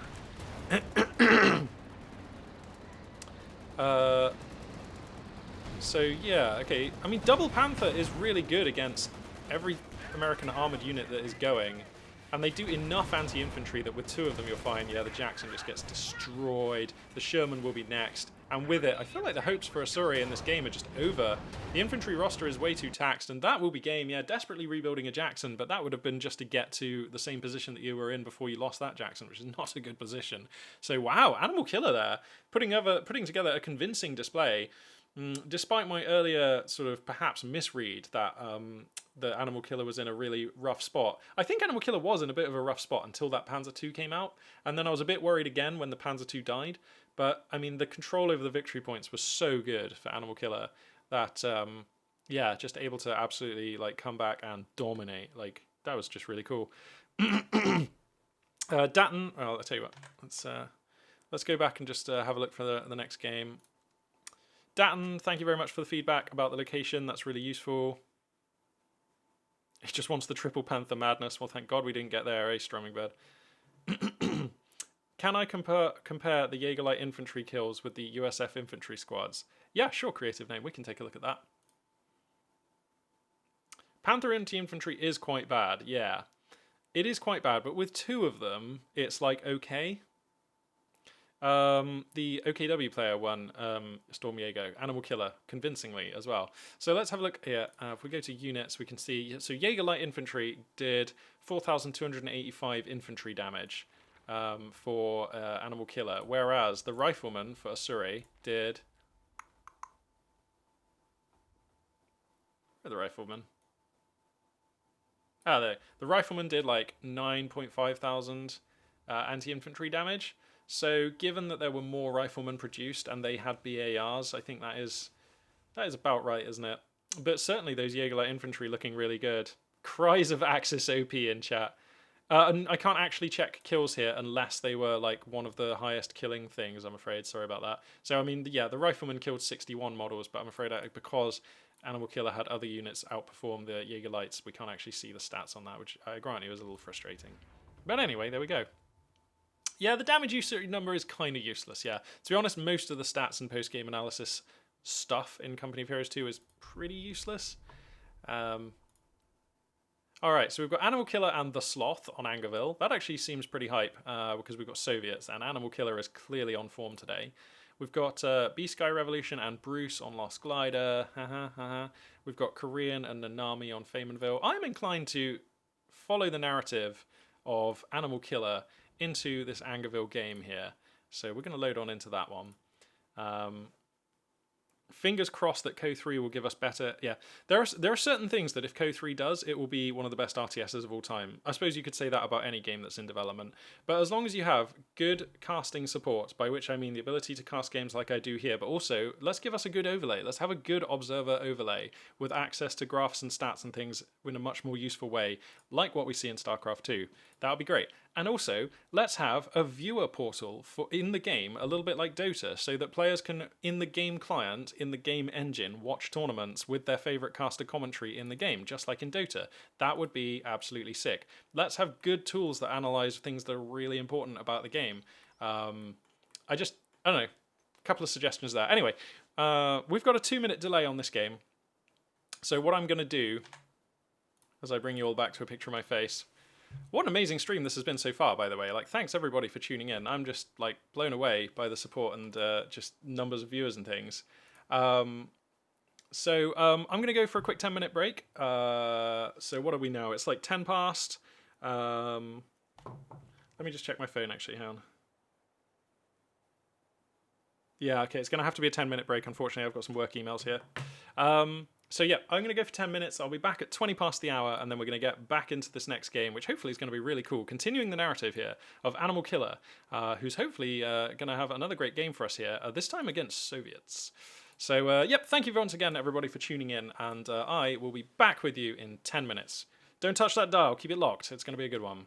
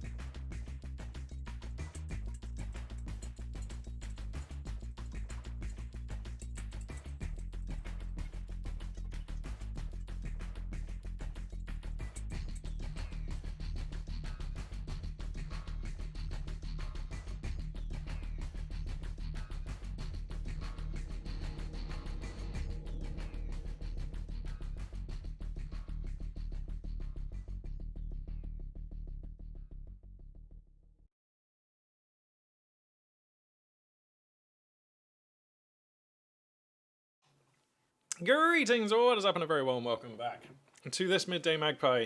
We've had a couple of good games today. Well, we've had one okay game, but one good game for sure. Animal Killer bringing some nice spice with OKW on Nexus in that last game. And it's been a ridiculously great stream so far. Tons of interaction in chat, loads of great people. And who was it? Was it Mangorka? Mangorka giving me my first ever donation ever. That is so super hype. What the hell? For those of you who are new, I'm doing streaming at the moment on Mondays or Wednesdays and Fridays. If you can't catch the VODs here on twitch.tv/magpie842, you can catch the VODs at youtube.com/magpie842. So there's always that option. If you want any more updates or anything like that to do with my streaming, then you can find that kind of stuff at Twitter. And it's at MagpieCaster, MagpieCaster, all one word. So yeah, if I'm going to be late for whatever reason, I tend to post an alert on there or on my YouTube community area. So, yep, that's where you can find all that kind of stuff. Now, without further ado, I think we should just jump into another game of Company of Heroes 2. So let's do that. Now, I accidentally let this game run a little bit, so we are 2.5 minutes in. And already into an interesting scenario, but quickly, spawning in the north as the OKW forces, it's going to be Animal Killer. And spawning in the south playing as the Soviet forces, it's going to be the Sloth. So, yep, that's what we're going to have here. Now, the Sloth is rocking with a marksman build. It's going to be a special rifle company opening. Already, by the looks of it, things have gone a bit rough, possibly. Have we lost a squad somewhere, or is the marksman just that expensive? Because it's going to be shortly 4 squads of Vox Grenadiers against 2 conscripts and the marksman. So, actually, that is just the marksman being that expensive, yeah. Indeed. Aki HQ, have I talked with Stormless about casting stuff? No, I haven't, no. Although I did just ping him a message to say hi, and we had a really brief little catch up, which was really nice. So I don't know if we'll ever be casting it together again. I would love to, because we had a lot of fun last time. But you know, I think Stormless is pretty busy with work, and I don't know, there's always real life stuff going on, so I don't know, obviously I can't say it either way, but I'll definitely get around to asking him. It'll be good fun. It would just be hilarious, to be honest. The I Love Kimbo guy is Lenya. Okay. Huh. I gotta stick it to the man by not accepting his deals. I mean, yeah. That's fair enough.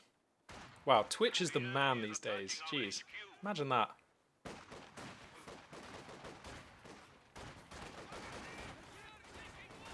Twitch are part of the military-industrial complex. Absolutely, man. The conspiracy theories. So rife. Okay, so.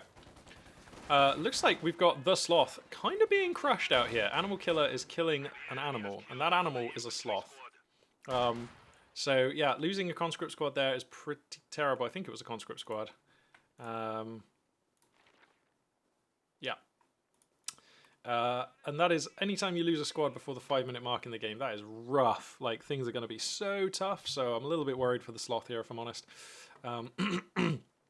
Looks like we've got still the standard Volksgrenadier DPS bulletins here on Animal Killer. Looks like for the Sloth, we've got Conscript DPS and a side of Maxim gun deal increased suppression, so that's interesting. It's interesting that we take this bulletin and then we open with a rifle company opening, but there we go.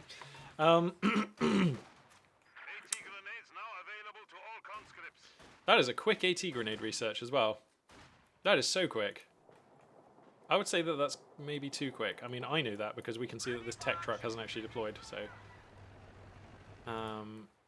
yeah, you have to be worried about a very quick Panzer II, but then I suppose your OKW opponent's gotten off to a really good start and you don't want to die to the early Panzer II, do you?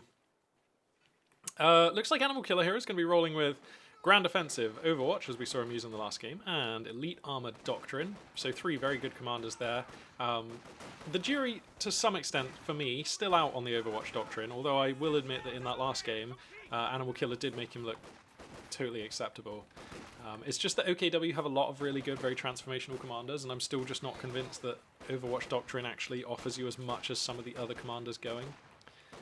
For the faction. But anyway, looks like the Sloth is repping Guard Motor Coordination Tactics. Armored Assault? I want to... No. Is that Armored Assault? Advanced Warfare. Darn it. And Defensive Doctrine. Defensive Tactics.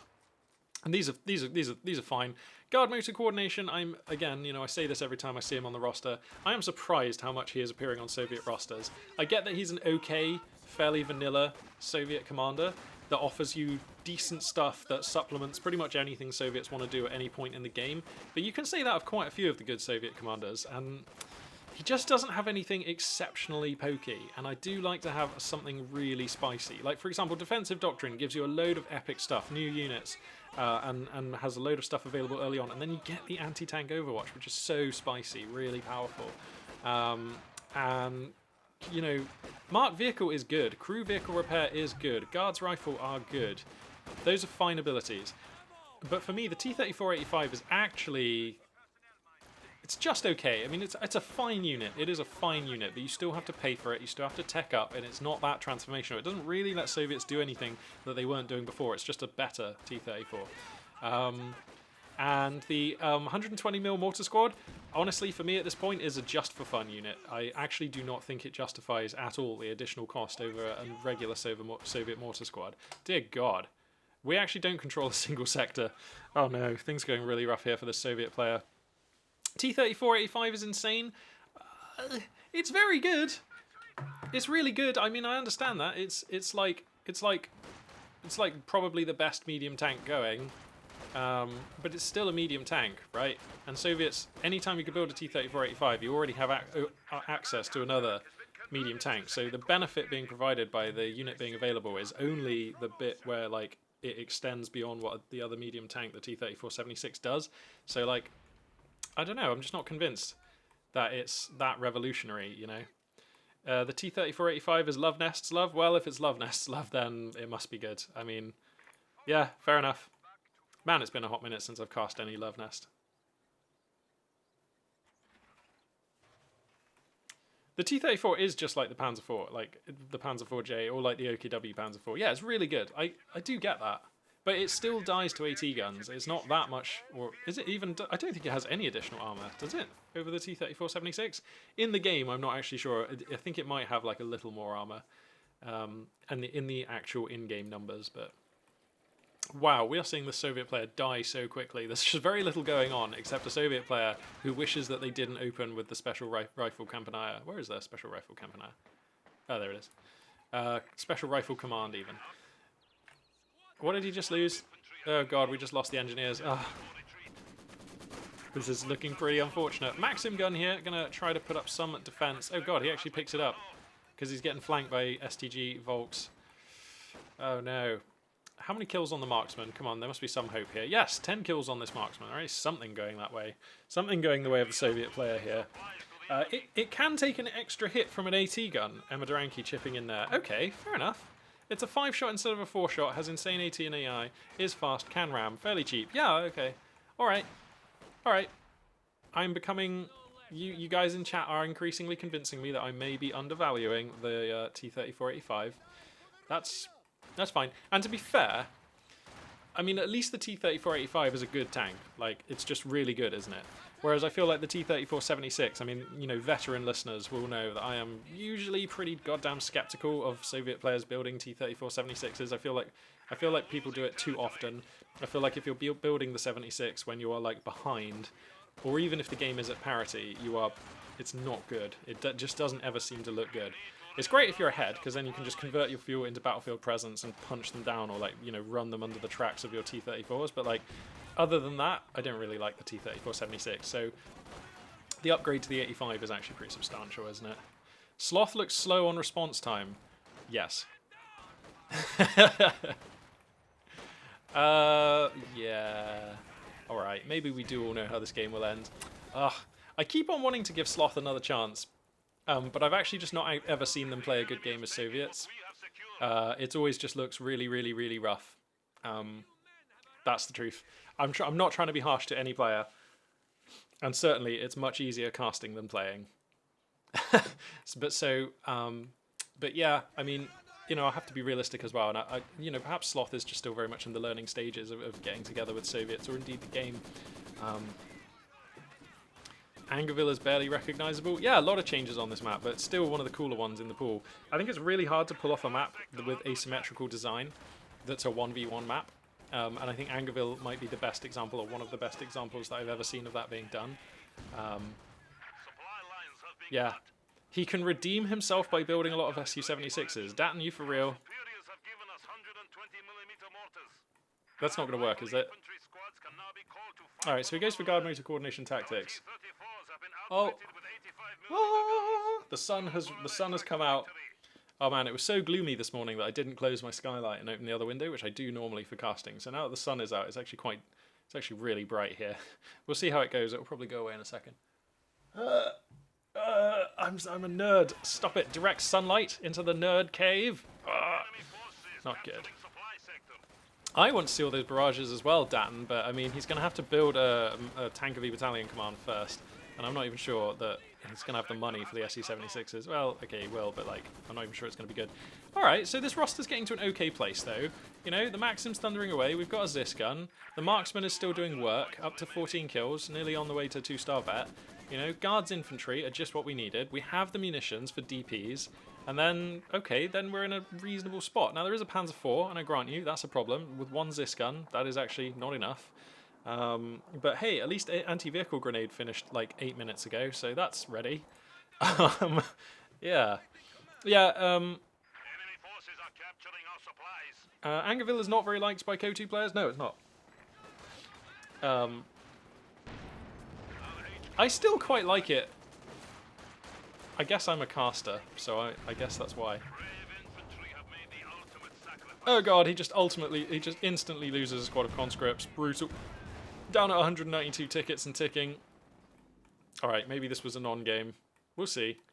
It's looking so rough though. Right, how do you dig yourself out of this position if you're the sloth? This has just become a story of one sniper's quest for vengeance.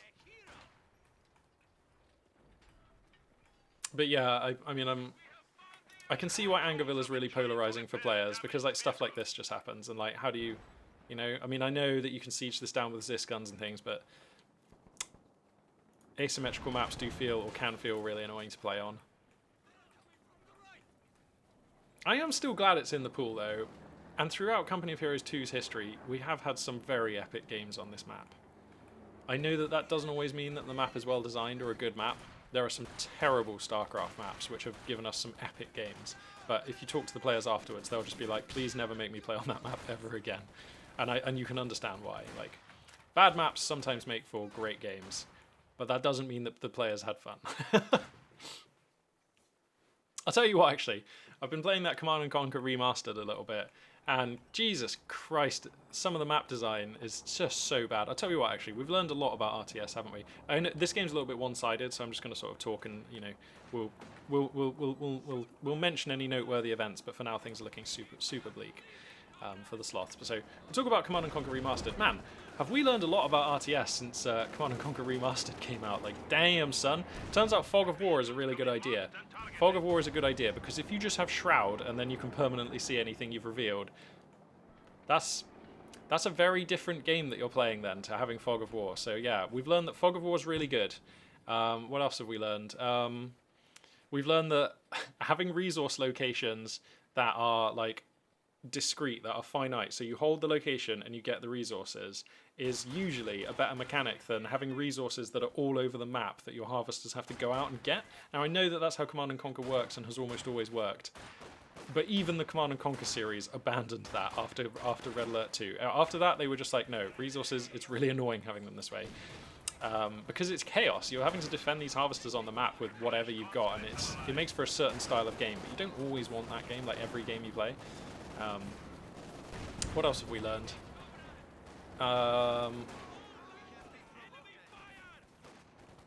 We've learned that having units that are fun to micro is really good, I suppose. I mean, I'm being really harsh because the Command & Conquer Remastered, it's not a new game, it is a remaster, so it's faithful to the games that it's remastering, so it literally plays exactly like the early 90s Command & Conquer sort of games. And like, yeah, microing your units is tough because they're so slow to respond and the unit AI is fucking terrible. So like, yeah, you know what you want your units to do, and in most RTSs of today's world, they would do that, but you can't do it with them in those games. Oh yeah, we also learned that tanks crushing infantry is cool. That's right, tanks crushing infantry is cool. insofar as it makes infantry a bloody nightmare. At most, it makes infantry really annoying to use, because whenever you give them a move command, they'll always stack up as efficiently as possible, which is 5 infantry per square, which means that tanks will run them over at a rate of 5 per square moved. So like you have to spread your infantry after every move command. Oh, you know what else we've learned? Attack move is really good. Attack move is a lovely thing, which yeah, they only introduced like in games after the Command and Conquer generation, like the first Command and Conquers anyway. Do I mind the population cap? You mean in Company of Heroes 2 or Command and Conquer? Because in Command and Conquer, as far as I know, I have never hit the unit cap. Games have always ended before then. Oh, in Code 2? I like the population cap in Company of Heroes 2. Yeah. I think it's in just about the right place as well, because you can have a big army with almost everything you would want in it, but it prevents the games from feeling too huge, and it still means that you have to think about what your final composition is going to be if you're getting towards a 100 unit cap. You can't just have everything, and I like that kind of tactical strategic decision making. So yeah. A-Game says, you think Relic should do more with PopCap? Such as? I'd be curious to hear your suggestions, A-Game. You are someone who's pretty in touch with RTS design, and I would like to hear your thoughts on that. Usually, I feel like when RTSs do stuff with PopCap, I don't like it.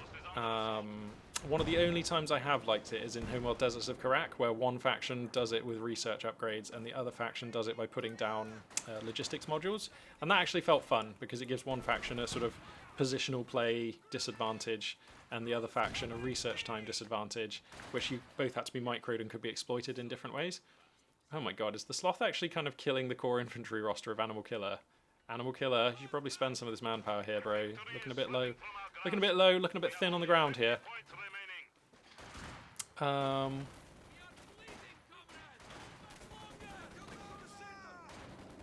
Yeah, Company of Heroes doesn't really use PopCap as a mechanic.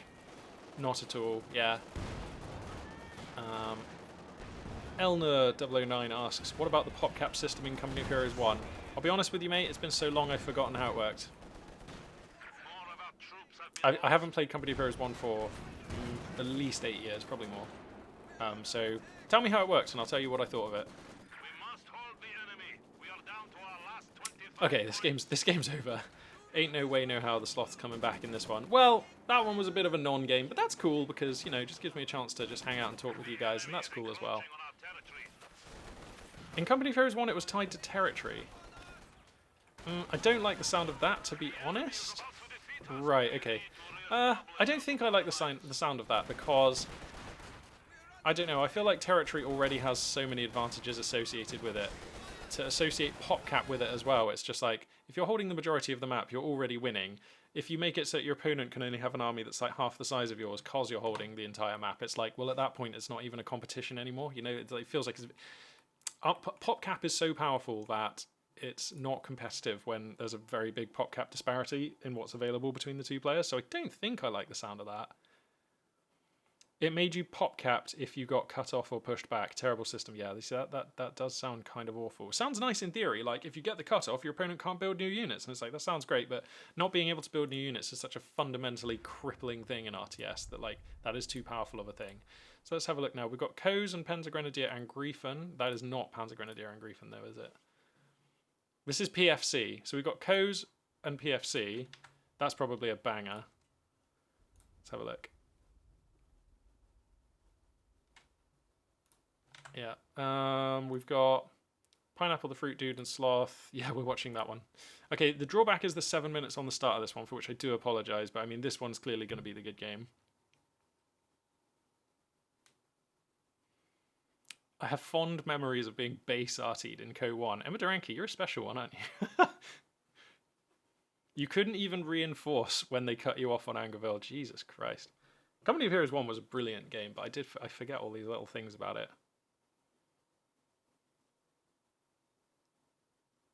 I think not being able to reinforce your squads is such a core mechanic in Company of Heroes that if you cut off access to that, then things will just go terribly. So, all right, we've got 7 minutes on the start of this game.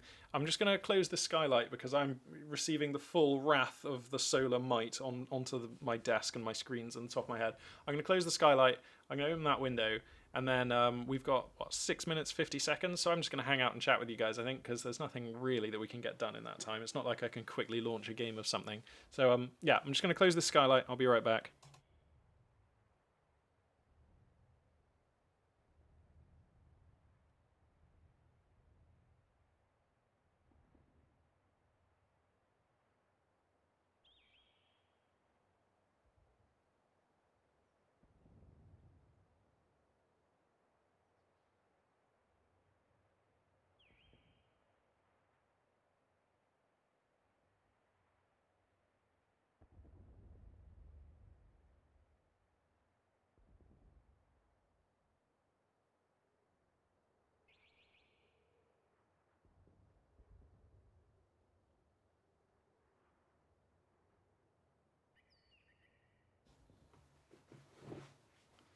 Hey guys, what's up? Solar might. You know it, Astrogabe. Dude, the sun is a freaking strong force, man. It's, even at this range, it blows my mind just how much energy the sun exudes on a per square centimeter basis. Like, standing in the sun is hard work, and it heats everything and it gives life to the planet. I mean, there's a lot of energy. Like, seriously, there's a lot of energy. So, yeah, there we go. Yeah, so we've got 5 minutes till the game begins, so I'm just gonna chill with you guys here, I think. Auto skirmish and auto dodge. That sounds really useful, but also very powerful. Emma Duranke, you enjoyed substantially flustered. Oh, I'm glad, my friend. Pour myself a little cup of jasmine tea to pass the time here.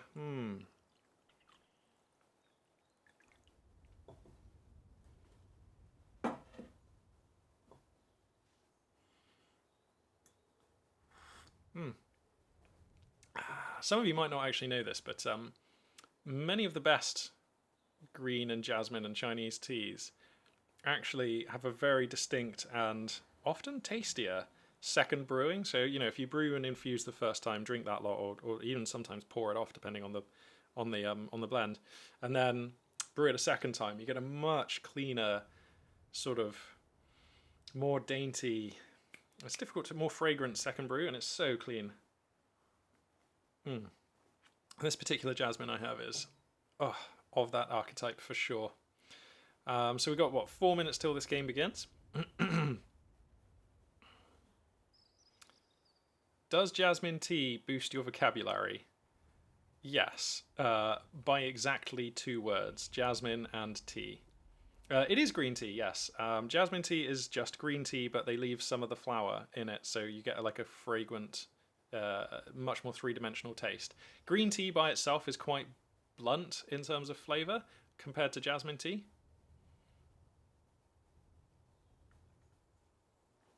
I need to get a camera with a better resolution for full screen. Good point, Connex. I'm almost certain that that's something to do with the camera settings and the compression on the stream. I am trying to get better internet so that I can stream in higher resolution and higher frame rate, but because of the lockdown, my internet provider won't talk to me about that yet. So can't be doing that at the moment, which means that actually there's quite a lot of compression on the stream, which is not ideal. Yeah, Datton's right. It's the camera is actually fine. It is a 1080p web camera, like it's fine, but the settings are a bit weird for various reasons. One of the reasons is that most of the time I'm just a tiny little window on the screen rather than being the whole screen, and so we have like, I think it's like bilinear filtering or something like that, which is like probably what's making it look weird when I'm on full screen. The issue is that it has a sharpness filter. Okay, very interesting, A-game. Connex, I do stream in 1080, but at a very low bit rate, which means that things are quite choppy. Like if I move around a bit, you might be able to see it. Like everything goes really blocky. Yeah, can you see the amount of sort of lack of resolution and the sort of the amount of squares you can see when I move my hands? What bit rate am I on? Very good question. It's quite low at the moment, just so that we get a smooth output. We're on 3000 kilobits. And I tried, we could probably up it to 4000. We could try that for next stream. But at the moment, I'm just going for consistency over quality.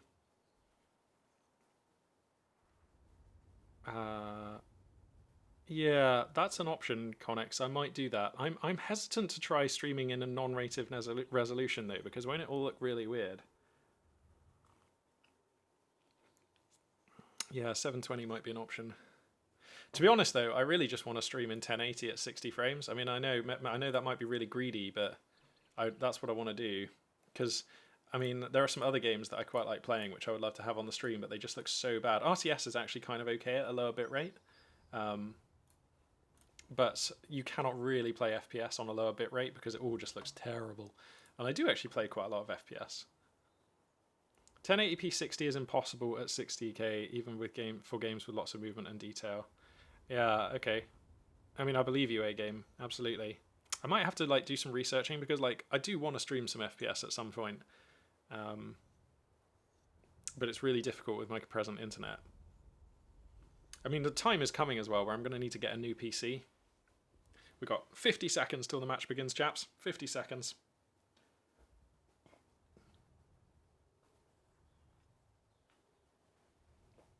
Also remember that some people can't watch me if I stream in 1080 because sometimes Twitch cuts the possibility to watch. That's a really good point actually, Connex. And I think that ability to choose the resolution is perhaps tied to being a Twitch partner or affiliate or something. So yeah, I'll probably need to Google that first. But for the record, if I do get the ability to stream in 1080, I will only do so when I'm playing games where it's actually worthwhile, like Smash Brothers and Call of Duty and Halo. When I'm playing RTS, I will relax the settings because it just makes it easier for uploading to YouTube and it makes everything easier and it reduces the tower rate in the PC and things. I look like an Anglo-Saxon warlord. Well, thank you very much, Golden Riffle. That is the first and only time I've ever received such an accolade. The simple truth is, if you're referring to the fact that my hair is like this at the moment, I had longish hair before lockdown started, and now lockdown has started. Like, I can't get a haircut for love nor money, and I ain't cutting my own hair because, I mean, I would look really stupid. So, yeah, at the moment we've just got what I like to call the lockdown locks. It's like pretty damn long now. Gotta let your locks down for lockdown. But yep. And I've learned like what all girls learn probably from the age of 2 or 3, which is like how to tie your hair back. But they don't teach boys that, so that was a real learning curve. But man, I can do it now. Anyway. The game is ready, so let's jump on in. Okie dokie, spawning in the north on Lost Glider. It's gonna be Coz, who is... I don't actually know who Coz is. Oh wait, no, we do know. Somebody knows. Chat will know. Somebody knows who Coz is. I've just forgotten. And in the south, spawning as the American forces with the tag of 1st Panzergrenadier Angreifen, but really being PFC, it is PFC. But I tend to, because I'm so used to looking at what the players are called in the game, I will be calling the red spawning USF player on this map Panzergrenadier Angreifen because that's what's on the screen. Who's this? Thalasmara, greetings! Good to see you too, friend.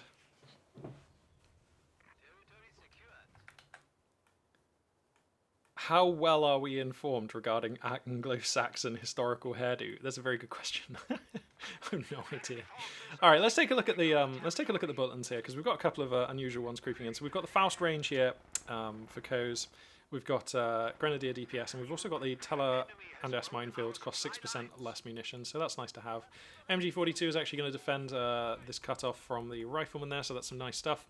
For Panzergrenadier Angreifen, we've got ambulances move faster, which somebody help me understand that, because my understanding is usually American players like never move their ambulance, right? It just sits in the base healing dudes, so I don't really understand that one. I guess it's to help if the Axis player dives into the base and you have to like scrambly micro your ambulance around the place to keep it alive. But I feel like even then, is 5% increased movement speed really going to save your ambulance that like dies in one hit most of the time? I don't know. Ambulances cost less, sure, but again, you're only making 1 ambulance per game, usually, maybe 2 if you lose it. And it's not very expensive, is it? So I don't really understand that either. And the Major's Artillery Strike costs 5% less. Wow, PFC is actually just presenting a completely new philosophy for bulletins on American forces, aren't they? Very strange. Looking forward to seeing what impact, if any, they're going to have on this game. Coz is tiramisu. That's right. That's right. Asia Mint always uses... Oh, so Panzer Grenadier is Asia Mint? But I checked the Steam profile and it linked to PFC. Is that Asia Mint? But in any case, apparently they always use like crazy bulletins just for the memes. Fair enough. Is it ever valid to move your ambulance out or have the medics on the field? If you lose the ambulance but get the medics out, then yeah, sometimes we see them do some work. It's very rare. Also, is it valid to have the ambulance out on the field? Usually not, no, because you're going to have to fall back squads and then they fall back to the base anyway. It's rare that Americans try and hold a forward fallback point with the major and the ambulance on the field. It is attempted from time to time, but the trouble is it's so fragile. Like, even just a couple of mortar rounds will take it out, so it's very, very hard to keep that unit out on the map. Yeah, that 5% could be the difference between life or death. Absolutely it could be, but is it likely to be? Going to be Captain Tech here, actually, for Panzer Grenadier and Griefen. So I imagine we're going to see a flak half-track. American players seem to actually really prefer the flak half-track over the Stuart on this map, don't they? I wonder why that is. What is it about this map that makes them favour the flak half-track? Anyone got any idea?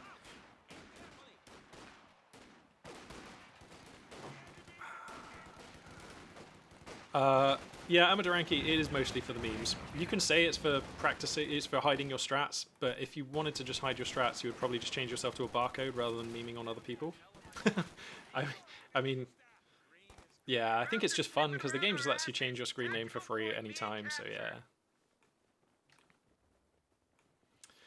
Yeah, I mean, yeah, Datton, you're right. It would be interesting if there were some upgrades or something that you could do with the ambulance. It is a relatively boring unit, but I don't think it's supposed to be a particularly exciting unit. I'm not necessarily sure that we want to be convincing American forces to try and use them out on the map. I mean, it would be more exciting, I suppose, so I'm open to being convinced. Oh no!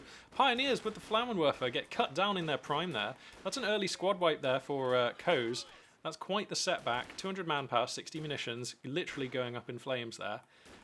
So that is a setback for sure. Going to rebuild the Pioneers immediately, but the munitions are almost the real cost, to be honest. Munitions, particularly in the early stages of the game, so important for Wehrmacht. Let's have a quick look at the commanders whilst these two players kind of keep their scuffles going. We've got mobile defensive doctrine. We've got defensive doctrine. My, how this commander has changed, eh? Do you remember when this commander actually first released? I was so underwhelmed, but now a great commander, which I really think that most people should probably have on their roster. Because I think, honestly, I think all Wehrmacht players should have an Austrian commander on their roster, and I think that this is the best Austrian commander at the moment. So that's my thoughts on the matter. And we've got German infantry doctrine, because apparently that's just what everyone thinks is great at the moment. Looks like PGA here, who is not actually PGA, going to be rolling with Airborne Company, the Rifle Company, and the Recon Company. So 3 fine choices there. Interesting how Heavy Cavalry Company has largely fallen out of the meta. Oh, the captain gets gunned down. These two players are exchanging body blows here. This is not exactly what you would call a clean game. Both players bleeding a bit here. And looks like the flamethrower was rebought on the Pioneers. Oh, lag spike. No, we're good. Flak half-track is here. Going to announce its presence by gunning down some Grenadiers.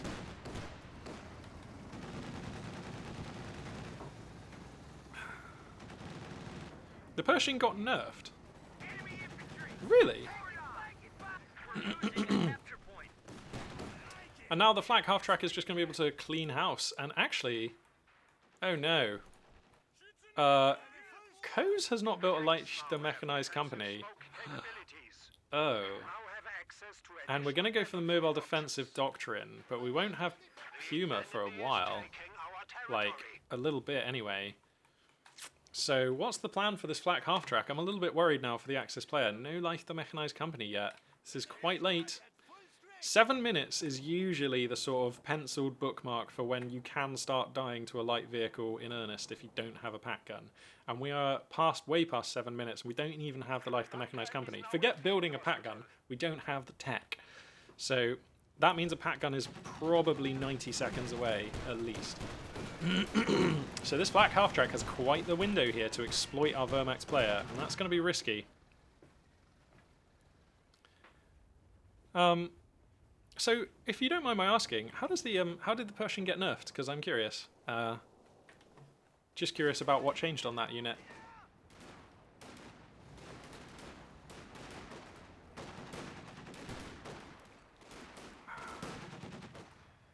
All right, well, now we get to see exactly how PGA is going to try and leverage this flak half track for value here. The way is clear, although PGA will not know that. PGA actually just doesn't know that there's no Light the Mechanized Company, so you have to respect the possibility that there's a pack gun about to come out of Fog of War at any moment. So we can't be too aggro here with the flak half track, but yeah, we can definitely get a lot of work done, and that we are. Paratrooper's going to be joining the battle here momentarily. We'll see where they're going to be deployed here in a second. You can see the air train, the sky train on the minimap there, coming on in. Worst anti-infantry performance on the Pershing was the nerf. Okay. I mean, I actually respect that, because I think that the Pershing should be an anti-tank unit. It's okay for it to contribute to the anti-infantry side of things, but so many times, honestly, I just saw the Pershing really being primarily an anti-infantry unit. That main cannon could and would gib Axis infantry in a single shot, like all the time. Like, it was happening so often. The AoE on that shot was just so intense. So I don't hate the idea of nerfing its anti-infantry if it's on the cannon. The machine gun's fine, and also, I mean, you know, if you're going to nerf that, buff it in some other way, make it cheaper, or, you know, give it something else. Just a flat nerf, not cool. Because the Pershing was appropriately costed. Even with the anti-infantry damage, it was still fine. So if you're going to nerf that, I think you probably should give it something else.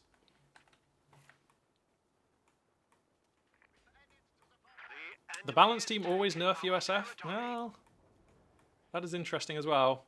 USF, the trouble is, USF on paper are just so powerful that from a balance point of view, they're actually very difficult to control.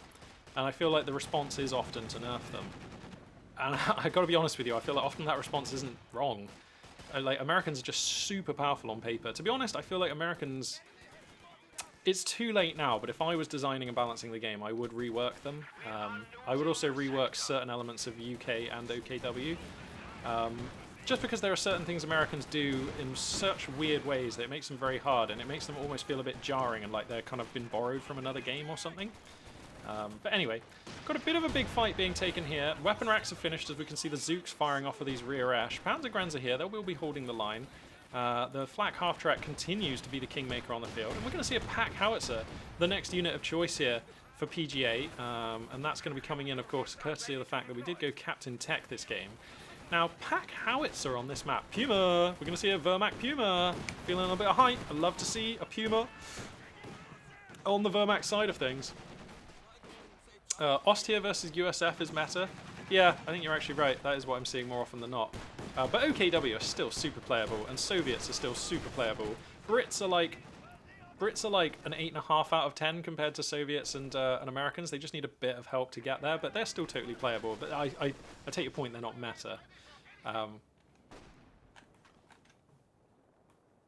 So, okay, yeah, pack howitzer on this map. I mean, this map is actually big enough that you have to choose where to put the pack howitzer. It's not going to be firing into every fight like it is on some maps. So we're going to have to see exactly how Coase elects to use this unit. Bringing it forwards to here is fine. Okay, yeah, I was going to say, is this wall just going to block it? It is. Okay, maybe bringing it forward to here isn't fine. Guys, I think we need to go back to basic training. Alright, here comes the Puma, though. Immediately finds the flak half-track. Whoa, gotta be careful, though. We've got Zooks on these rear esh. And the Puma is a beautiful target for them to gain some veterancy on. Love to see a Wehrmacht Puma. Looking forward to seeing some Ostrapen bolstering this lineup in the later stages as well. Pack howitzer repositions, and that's now going to start taking shells as the Axis forces secure mid-VP. They are trailing by a good 150 tickets. As is often the case, American infantry dominant usually in the early game. Puma here finds another good angle to take some shots onto the flak half-track. And is that too much? Is there any answer here? Okay, the rear esh are here with Zooks. Riflemen are here with the rifle grenade, so we can break the engine.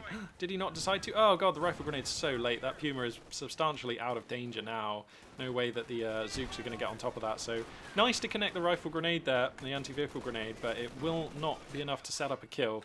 And the Puma on 1 star of veterancy will sneak away. Now let's refresh our memory of what a Puma that can only get to 3 stars of veterancy can get. So at Vet 1 you get the target weak point, same as. At Vet 2 you get accuracy and rate of fire, same as. And at Vet 3 you get mobility and potency. So I believe those are just the first 3 stars of OKW veterancy, I think.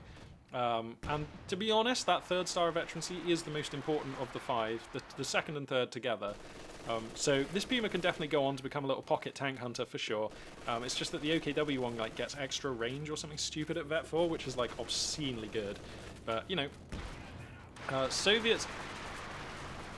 Conix 27 hot take: Soviets not playable versus Ost?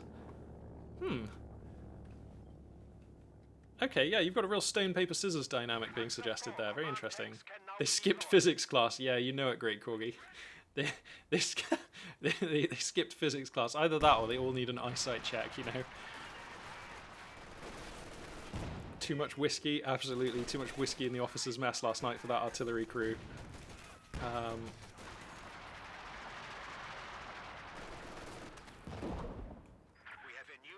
Yeah, okay, interesting. Some really interesting balance discussion happening in Czech. Command Panzer IV! Yes, we're seeing the whole mobile defense package be deployed here. If we can just get some Ostripan out, then this is the de facto mobile defense style. But it's been a hot minute since we've seen a Panzer IV command tank on the channel, so this is the earlier Panzer IV, the Ausf. I couldn't actually pin it down to which variant it was, but this was before they put the 75mm gun in it, and we've got the short barrel as well. So these are the Panzer IVs from the early stages of the war, the Blitzkrieg and all that, and we get Blitzkrieg tactics at Vet 1. Now, does it just have a passive command aura? A command tank that improves nearby forces can be deployed. Yeah, so it is giving a defensive buff to nearby Axis units. And it's quite a fun one to use. It's kind of halfway between a Panzer IV and a Stug E. It's actually primarily best at shooting against infantry. It doesn't really have much anti-armor clout. But of course, the main reason you take it is for parking nearby allied units and giving them the awesome buff. So a fun unit to use. We'll see if it's a powerful unit as this game goes on. And I love the way the little commander pops out, so it really does feel like a command panzer. When it gets out of a fight, he just pops out and surveys the battlefield and stuff. It's really cool. But right now, American forces are pushing, United States forces taking mid and east. So Coase here is going to have some work to do. Paratroopers with 1919 LMGs taking names out on the field here. And is it just me? Or do I detect that pineapples? Oh no. Do paratroopers just get pineapples? Okay, they just do. Cool. Oh yeah, of course they're elites, aren't they? They get the cooked pineapples. Gross. Yeah, using that cooked pineapple there to savage effect against the Panzer Grenadiers. Major tech is finished as well. So the teching is looking pretty sweet here for the American player. But I like where Coase has navigated this composition to. Double MG42 supporting a great core of infantry. Puma and the command tank here as some interesting AT options. I've got to be a bit careful with this Puma, not quite sure where he's committing that. Takes a couple of Zook shots, running around unsupported against fog of war is always a bit tough. Also, look at this, we've got LMG42s finishing up on Grenadiers, which in the age of German infantry doctrine, I feel like it's actually quite rare that we see squads of, he loses a Grenadier squad, that we see squads of Grenadiers outfitted with LMG42s. They're usually just doing other stuff. The Panzer IV command tank picks off the rear Esch. That'll also remove some Zooks from the equation. So really nice stuff here. Gonna fluster the Pack Howie. Has to be careful, here comes the Major. But yeah, gonna fluster the Pack Howie as well. Nice stuff here. This Panzer IV command tank. Remember, it's not even that expensive. 100 fuel. So a real cracker of a unit. How much is the Puma again? I forget. Where do you build the Puma from? Oh, you build it from the HQ. Right, 70. Okay, cool. All right, interesting. 70 and 270. Yes, that Puma, very much a pocket tank destroyer. Very, very, very affordable. And here comes the first Sherman. So that's going to be the first pick here out from Major Tech. And to be honest, if this was a Panzer IV, that Sherman would be in for a tough life. But it's not. It's a Panzer IV command tank with the reduced armored anti-armor capacity. It's probably going to do really well, this Sherman. This seems like exactly what the American player is in the market for.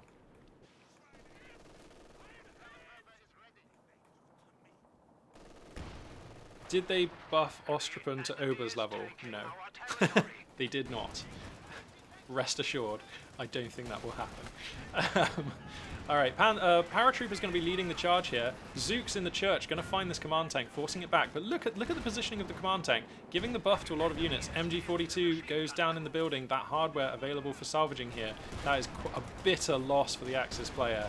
Bitter indeed. And now the Panzer IV is going to be rancing forward here. Looks like Golden Rifle going to give a follow. Thank you very much, friend. Much appreciated. That is awesome.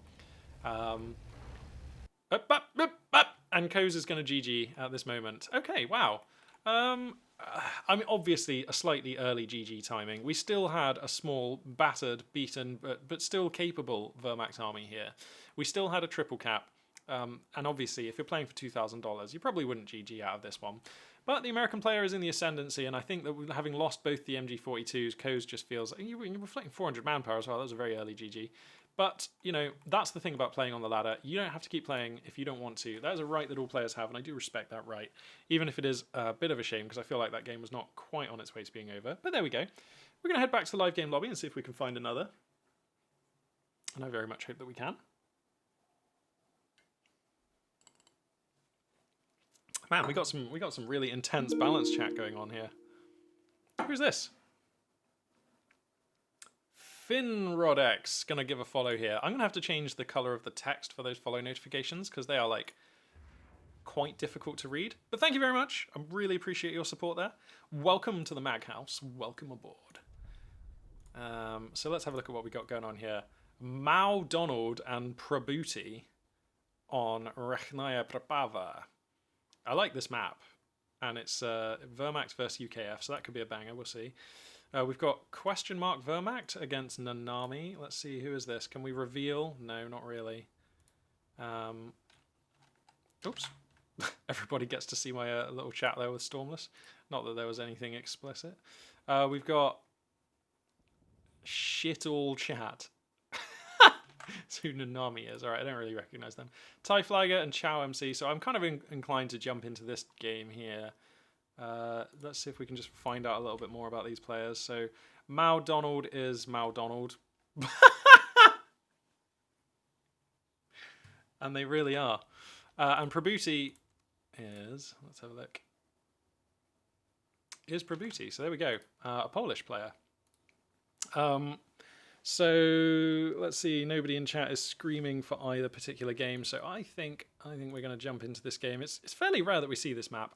And I could see some more UKF. So let's hop on him. Bonkers, you're going to get your wish, my friend. We're hopping on into that first one indeed.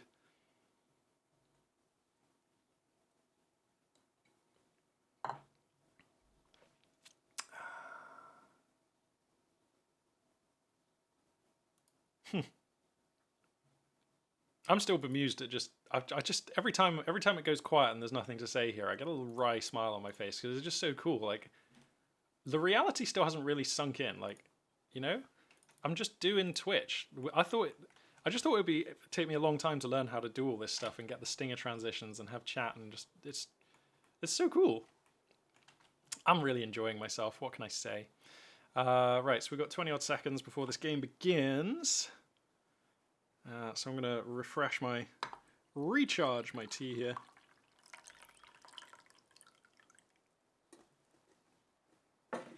Have a little stretch. Oh.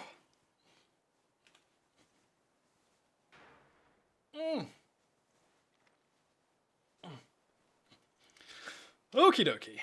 Alright, let's get into this one. Spawning in the west, playing as the Wehrmacht pieces, it is going to be Mao Donald. That is just one hell of a name. And spawning in the east, playing as the United Kingdom forces, it's going to be Prabhuti. So it looks like Mao Donald here is running with, oh wow, Jaeger infantry. Wow, there we go. People are using this commander actually a little bit. German infantry doctrine and the Ostrpen doctrine. So this is the original Ostrpen doctrine, who gets Ostrpen squad entrenching tools, the artillery field officer, the supply drop, which is actually pretty dope. It's going to be German infantry, and you also get the railway artillery, but it's going to be German infantry here, which is super popular in the meta, but also has quite a poor win rate on my channel. So it seems to me like it's being overrepresented. Show map. Here you go. This is Rechnaya Prapava, I think it's called. This is one of my favourite maps in the pool, but I think players veto it a lot because it's you have to play to the map on this one. You can't just like bring a default style like you can on Langris and Faymanville and Crossroad and stuff like that.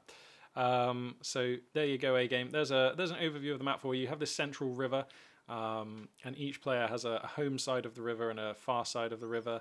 And there's plenty of structures around the map as well, like this, that you can garrison with MG42s that are in useful places, or or whatever machine gun you're bringing.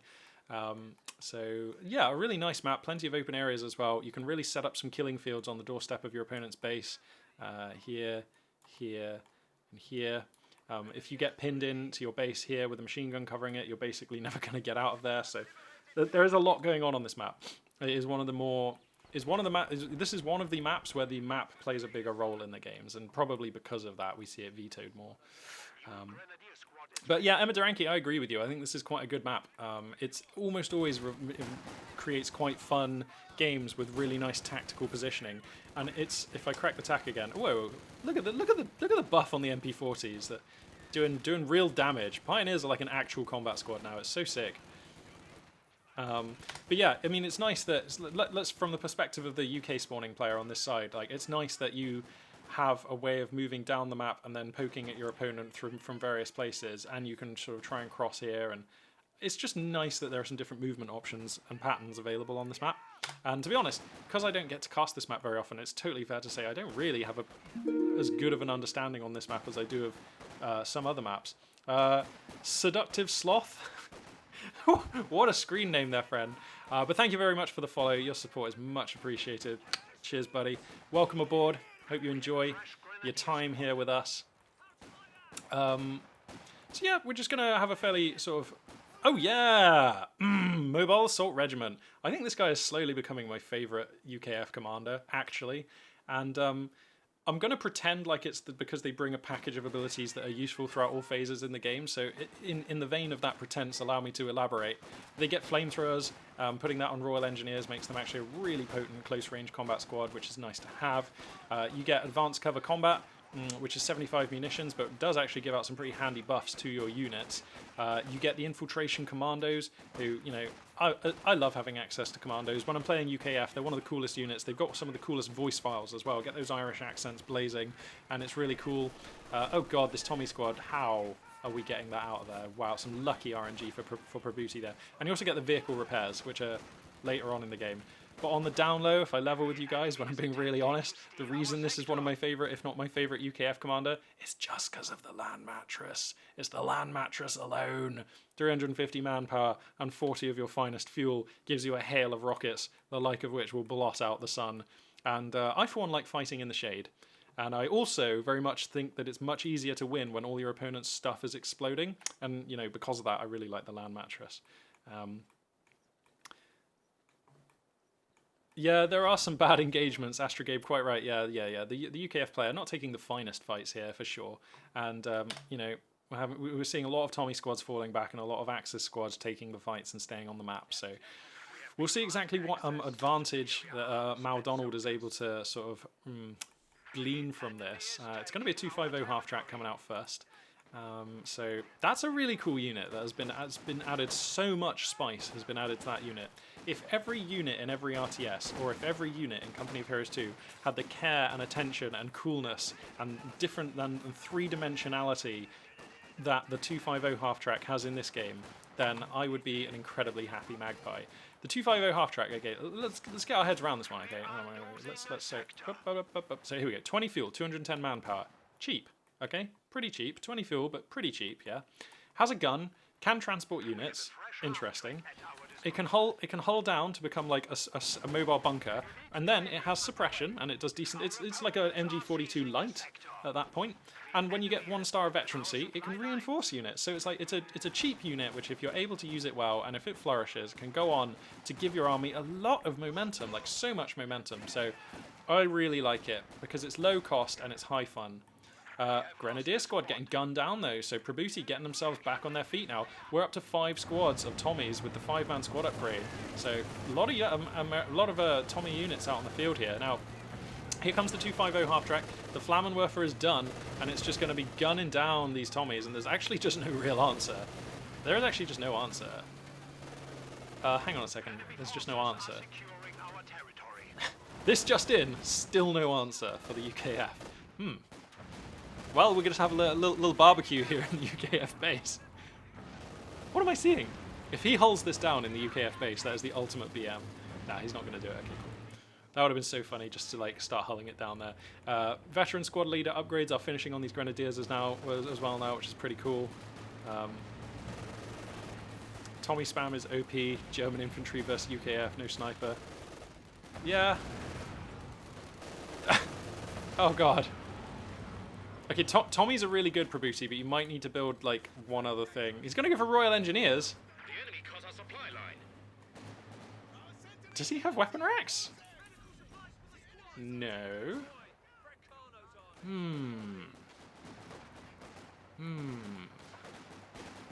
I'm a little bit confused by the UKF unit composition and choices, if I'm honest.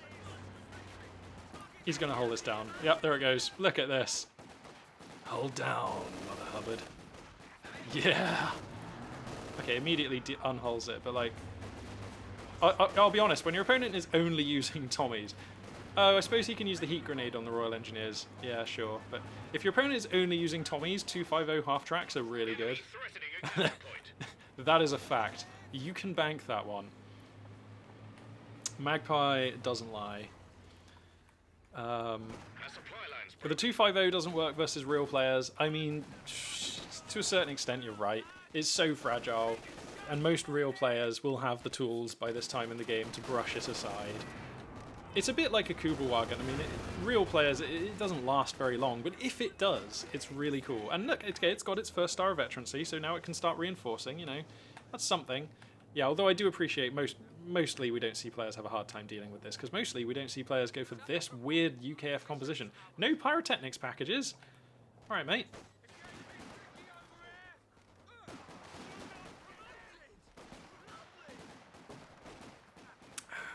Kubel is good versus Soviets, yeah. Army commandos ready to go. Okay, well, I mean, the Tommy wave has pushed up to the Wehrmacht base here. Yeah, where is the MG42? Oh, okay, they're just hanging out. They're just like playing cards up in this building up here. Infiltration commandos are here as well. And the UKF player has actually established map presence, has 2 of the VPs, which is nice. Gonna grab fuel here. So, I mean, Prabuti is evolving this very blunt, unwieldy Tommy-based composition. Do we still not have weapon racks? Where are we? Oh yeah, okay, alright, we do have weapon rack. No, we don't. Wow. Causing trouble, trying to take one of our Okay. points. I feel like weapon racks would be quite good. We've got decent munitions income. By the time they finish, you could probably get a few Bren guns, and that I feel like will really solidify this infantry roster. Also get some Piats on the Royal Engineer squad. That would be really nice as well. Or a Piat at least. Oh no, this Tommy squad for sure is going to be an offering upon the altar. Lines been cut. Yep. 250 half track with flamethrower inside. Going to be doing some work there. Gets one of the Tommy squads. And that's nice, because we did see a Grenadier squad get picked off earlier on. He can't spare the manpower for weapon racks. That's how much he's bleeding. Yeah, you're not wrong. I mean, he quickly has enough here, but... yeah, we're seeing a lot of models get bled out here, for sure. Oh my god, we still don't really have a plan to deal with this 250, do we? I mean, engineers are all good and well, but the 250 can kite. Like, Capture point. They're trying to MG42 in a take it. brutal place here, going to be hosing down these commandos. Yikes. Yikes. 2 stars of veterancy. What do we get then? Improves burst hero, so it's a DPS buff. So 2 stars not super important. 3 stars, just a general buff to everything. So really it is that first star of veterancy that lets you start reinforcing. And then you can really keep the pressure on with this thing. I really like that. Oh god. These Tommies as well. Gonna get caught out. MP40s, Flammenwerfer blazing. Good veterancy on these units. Are they going to have to fall back through the MG42? No, they're not. Oh my god. This is what I mean about setting up a killing zone on the doorstep of your opponent's base that we often see on this map, or sometimes see. Pack gun, momentarily considered cancelled in favour of Panzer Grenadiers, and I do like that. Your opponent has not had the best fuel income. They are fighting for control of the doorstep of their base. I don't think a pack gun is really feeding into that. Finally, weapon racks comes down here for the UKF player, but is it too late?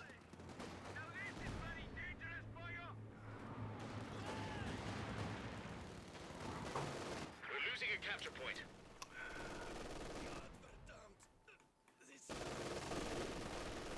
Oh god, this is so brutal. We're setting up sandbags. Digging in. Wow. We've just got another weird game here. I mean, I guess this is what's going to happen sometimes. You know, we don't always have the best players in the world to cast, which is a shame. And to a certain extent, that's because I've started casting at midday, but that's unfortunately when it just fits into my life really well. But as I was saying earlier, I think next week we're going to start having some evening Magpie streams as well. And the benefit of that is that America will be awake. And of course, there is a wealth of amazing players in America. And we'll be able to get a look at some different players, and that will be really exciting.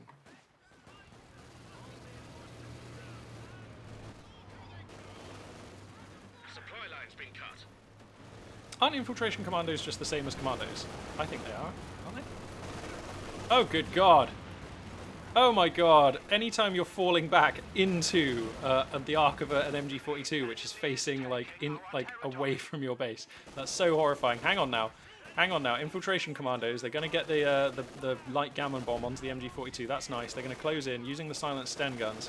But the reinforce from the 250 half-track. Look at this reinforcing half-track doing stuff. Piats slamming home. But the hull down is actually quite good. Hull down gets popped off, and now the half-track can fall back. The Pioneers can hop out and repair that one, and we can just keep reinforcing. And this is why I love when Vermac players have a reinforcing half-track. It gives so much dynamism and momentum to their playstyle, which you just don't get normally with Vermacs. Normally they're quite brittle. They have to work around their weapon teams, which are a great strength, but also mean that you have to play a certain way. And I love it when Vermac players have a reinforcing half-track, whether it's a 251 or in this case a 250, because look how much pressure it lets you keep on. This MG42 did not have to fall back. These Grenadiers have not had to fall back. You can just keep punching your opponent until they're down, and then when they're down, you can start kicking them. And I just feel like Vermac don't often have a way of converting advantage into direct damage to your opponent's face. And reinforcing half-tracks are the missing link for that, if you ask me. Oh, god damn. Okay, Prabuti. He's getting literally barbecued in this game. This is horrendous. Oh no, the engineers waste the Piat shots on some infantry as well.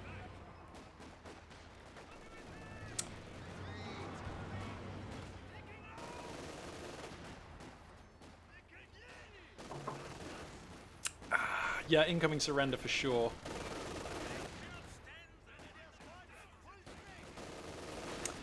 Yeah, okay, I guess this was always going to happen, but one day chat was going to get a little bit crazy, wasn't it? I guess it's happening today. Yeah, Connox buddy, everyone's just trying to hang out and have some fun, maybe just, turn down the language just a little bit.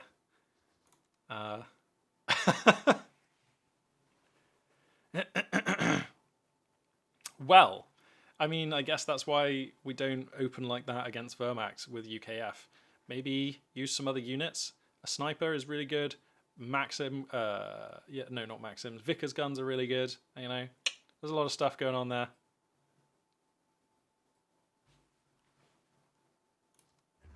Okay, well, what else we got here? We got P versus Panzer Grenadier and Griffin on Langraskaya. That's going to be epic. Yeah, we're watching that. I think P is PFC, right? We checked yesterday. No, on Monday.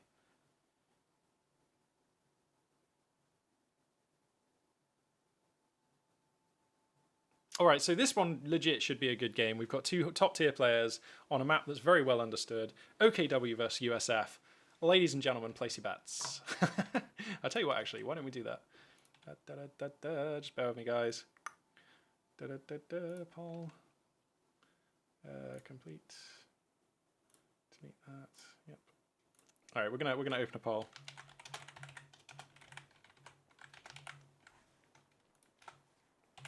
Bear with me here.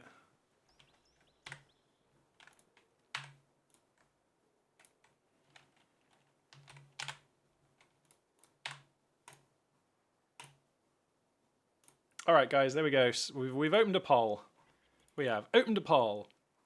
So exclamation mark vote 1 if you think P, who I think is the real PFC, is going to... Oh, no, wait. Oh, man, these players do change their screen names so often I can't keep up with it. But yeah, vote 1 if you think the OKW player P is going to win. Vote 2 if you think that PGA is going to win. We're going to leave this. We're going to leave this poll open for a little bit here. This is just a good exercise for me to get used to doing polls and stuff in chat. Looks like we've already got some votes coming in. Nice. Hopefully you guys can see that information on the screen coming in real time. So yep, there you go. You can get your votes in. Yeah, look at us. We did a vote thing. We did a poll. Twitch is so cool. Anyway, introducing these two players. Spawning in the north here, it is going to be the Overcommand West pieces of P. And spawning in the south, it's going to be Panzer Grenadier and Griffin, who is not PGA. This is not the real PGA. One of these players is PFC, but I can't for the life of me remember who. So, as ever, I'll be referring to them as their on-screen names for the duration of the game, because otherwise things get ridiculously confusing for everybody. And it's going to be USF versus OKW. All right, interesting stuff here. It's Asia Mint. Oh, so it's Tiramisu. P is PFC and PGA is PFCO2. Thanks, Connex.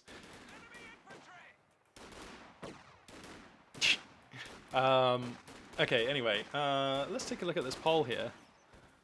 Let's see. Actually, for me, it's so tiny. I have to like, whoops! I have to like, switch to view it in a different screen. All right. 4 votes for P, 6 votes for PGA. That's actually pretty close. Wow. All right, we're going to leave this poll open. I mean, what are you guys' thoughts about USF versus OKW on Langraskaya? Because I actually feel like OKW kind of have an easier time on this map, especially if you have Elite Armor Doctrine. That's my feeling. Now, at the moment, P is actually rolling with Overwatch, Luftwaffe Ground Forces, and Breakthrough Doctrine, which I grant you, there is no Elite Armor Doctrine there. But I don't know. I feel like this is a slightly OKW favored situation. I could be wrong.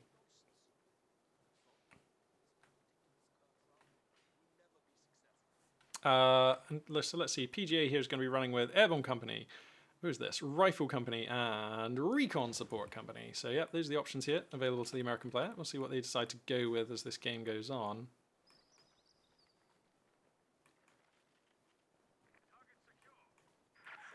Yeah. My thoughts are that players get to choose whatever screen name they want, which has led to some very awkward moments in the past, but that is still a right we afford to players who are playing randomly on the internet. And I kind of respect their wishes.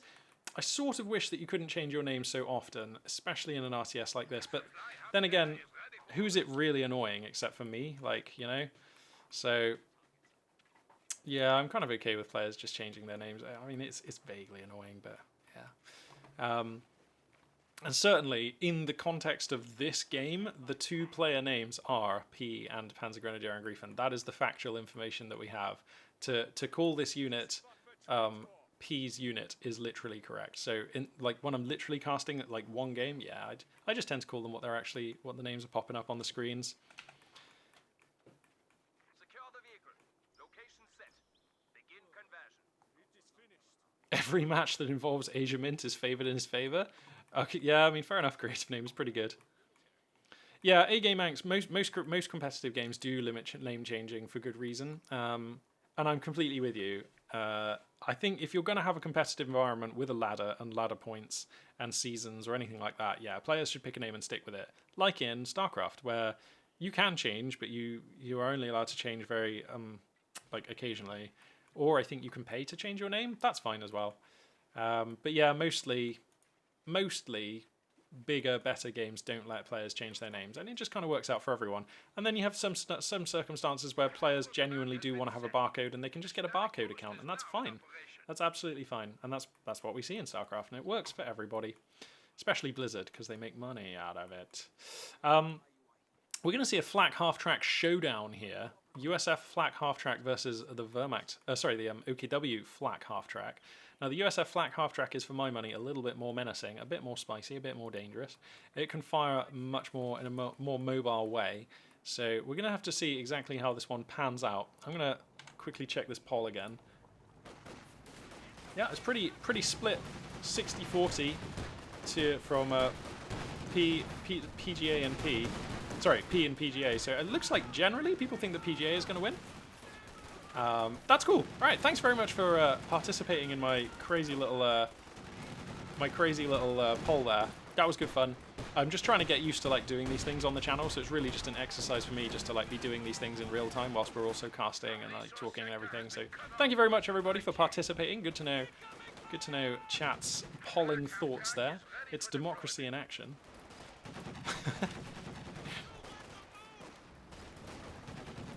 Oh, look at that, and Streamlabs bot even comes into chat and tells us the results. That's pretty useful.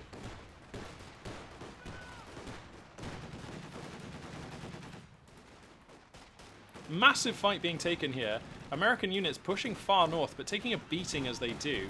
Both flak half-tracks making an absolute killing, smiting down a lot of opposing infantry. And actually, at the, when the dust settles, it really is just the flak half-tracks that kind of stand on the field.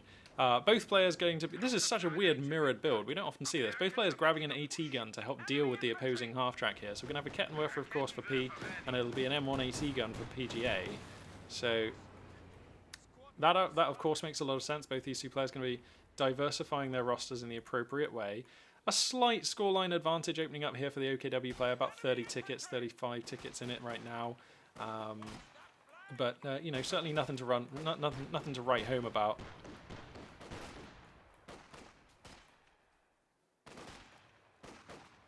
Still no commander pick. Langreskaya always feels so tense, man, because in the early stages at least, because you know it's going to devolve into a late game grind if the game looks anything like most games. Like, that is the usual way things go on Langreskaya. So it's just a matter of how many tickets are both players going to get to the late game with, and what compositions are they going to go for along the way. And it's so tense because units are built and just thrown straight into the combat, like immediately. Kettenwerfer here finds the flak half-track, going to force that one back. Meanwhile, American infantry making a desperate push across mid, but into just too many German rifles. The flak half-track also here to help suppress and curtail that infantry. And yeah, the Americans will be broken. That's going to enable Axis Boots to get onto the middle VP. Let's crack the tack here, and we can see the American player with substantial amounts of their army right now not on the front. So perhaps an opportunity here for PGA, no, sorry, for P to push. God damn. Having two players with such similar and weirdly just, the names are, it's confusing.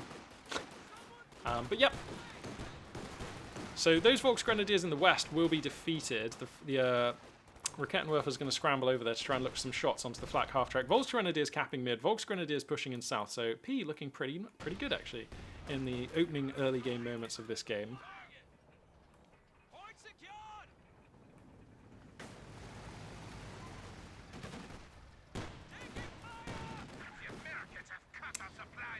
Yeah, people talking about the anticipation for Company of Heroes 3, like, that is definitely coming. It will be arriving. Look, I mean, the Company of Heroes franchise has been one of the highest grossing, best-selling, most highly awarded and decorated and popular RTS series of all time. And it's fair to say it is Relic's main breadwinner at this point. Because Dawn of War has kind of fallen off the table and they don't have Homeworld anymore. So rest assured they're developing Company of Heroes 3 because they still like money, and so does Sega. In fact, Sega really like money. So like, Company of Heroes 3 is coming.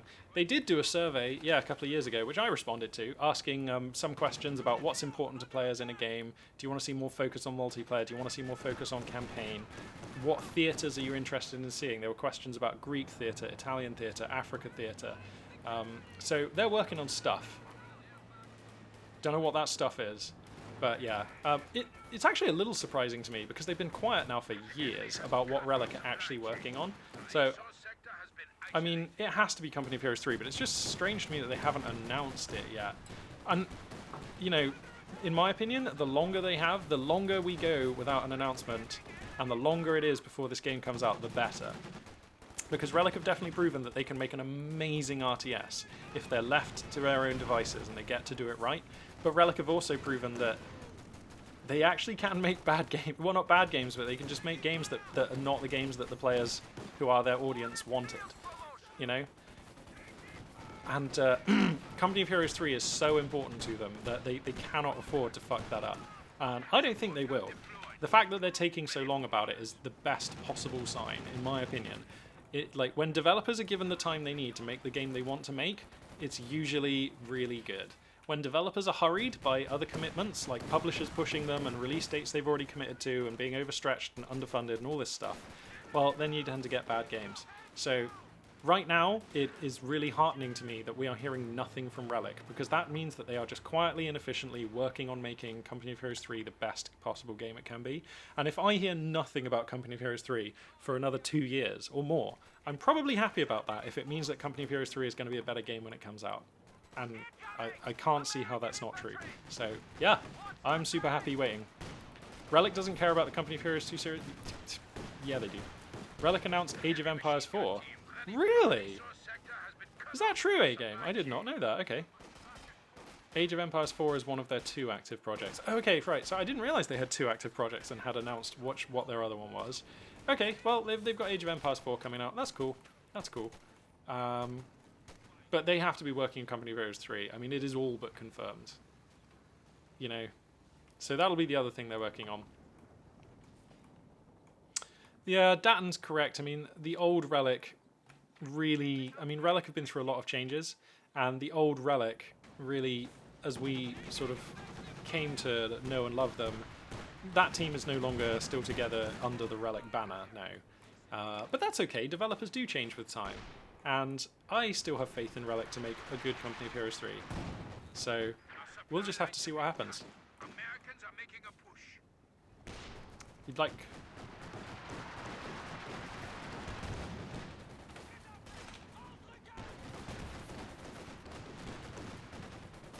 Alright, so continuing mixed fighting here as this game develops into the mid-game. These 2 flak half-tracks, both alive and kicking. We've got a light gun and a pack howitzer, so the mirrored composition still coming through here. We just need the American player to somehow get a 50 cal, and this mirrored composition would kind of be complete.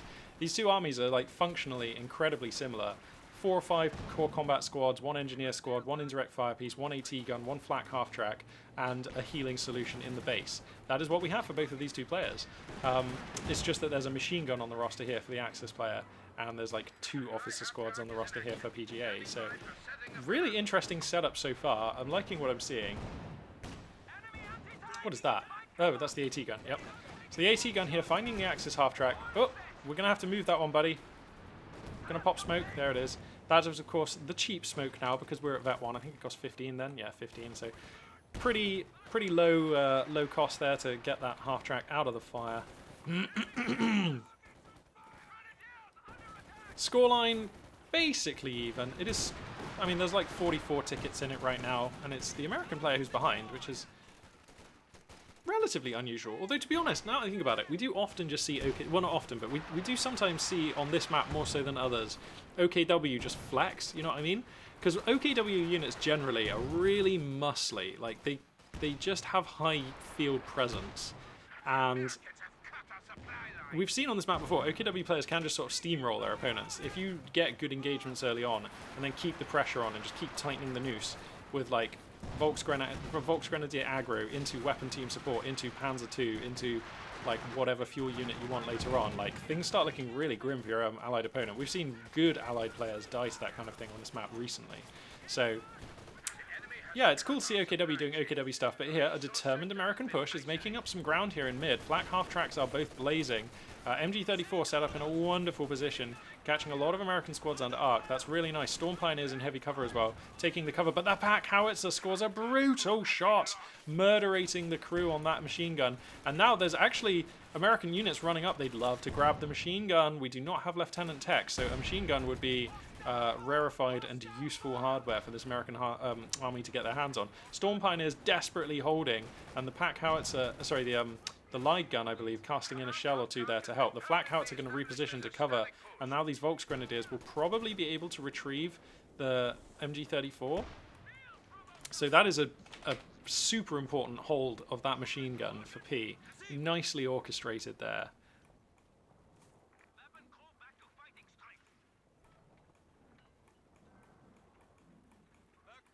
Whew.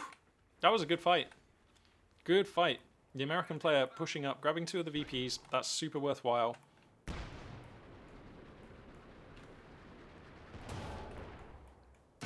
Indirect fire pieces just going to continue blazing away. Going up to double M1AT gun here. Major Tech, of course, has finished. So we could see a Sherman shortly. Schwerpanzer HQ is done. Panzer Authorization is also finished. So both of these two players are basically saving up the manpower they need to spend their fuel, and then we'll know where they want to take the game. Is it going to be Sherman versus Panzer IV, as we're kind of used to seeing? Is it going to be Jackson first? Seems unlikely when we've already got double AT gun. So it's probably going to be Panzer IV Sherman. The scoreline differential just now tightening up off of the back of this phase of victory point domination that Panzergrenadier Angreifen has been able to muster. PGA is going to go ahead and pick the Rifle Company, so probably angling to get that Easy 8 out. And that makes a lot of sense, actually. The Easy 8 would be really nice on this field. That makes a ton of sense. It insulates you really nicely against your Axis opponent's armoured units, because that 88mm gun is pretty good against tanks. And it's actually just a pretty nice medium tank to use, because you don't have to worry about switching between high explosive and AP ammo, which is just nice just to have a Panzer IV-esque unit that you can just roll around the field with, accumulating damage, policing your opponent's infantry. So I like the move towards Easy 8 here.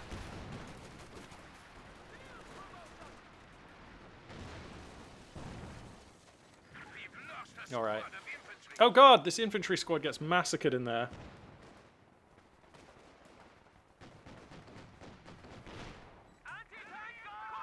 Alright. Hey game buddy, welcome to being a moderator. Chat's getting kind of crazy out there. I mean, it's all fine, it's all fun games. I love an active chat. But it occurs to me that I actually have no mods on duty right now, so A-game, you to mod, my friend. Use this power as you see fit. But yeah, Volksgrenadier squad wipe is rough. Now, it is going to be a Panzer IV here for P. Actually, is A-game even still here? We'll see. Yeah, going to be a Panzer IV here out first for the OKW player. We're just about getting to the amount of manpower where... we're just about getting to... Sorry, I'm just reading these moderator recommendations in chat. Really? Oh wow, the flak half-track gets taken out. Everybody seems to think creative name's a good mod. Alright.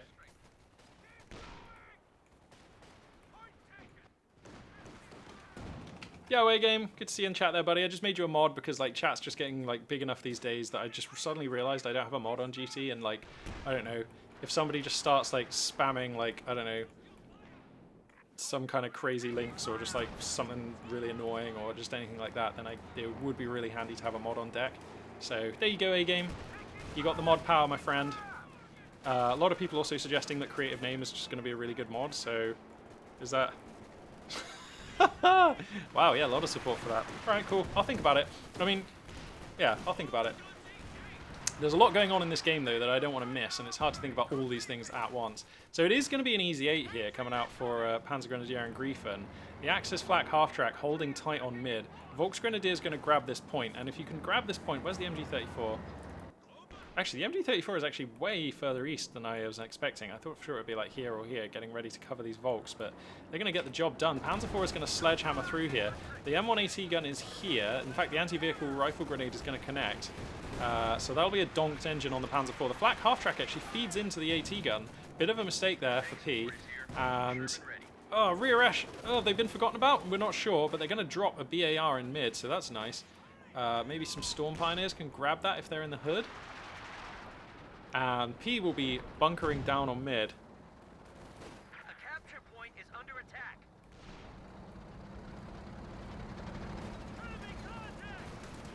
Here comes a Sherman Easy 8 rocking forwards. The Germans just cut off our supply lines. And that's immediately going to claim back mid.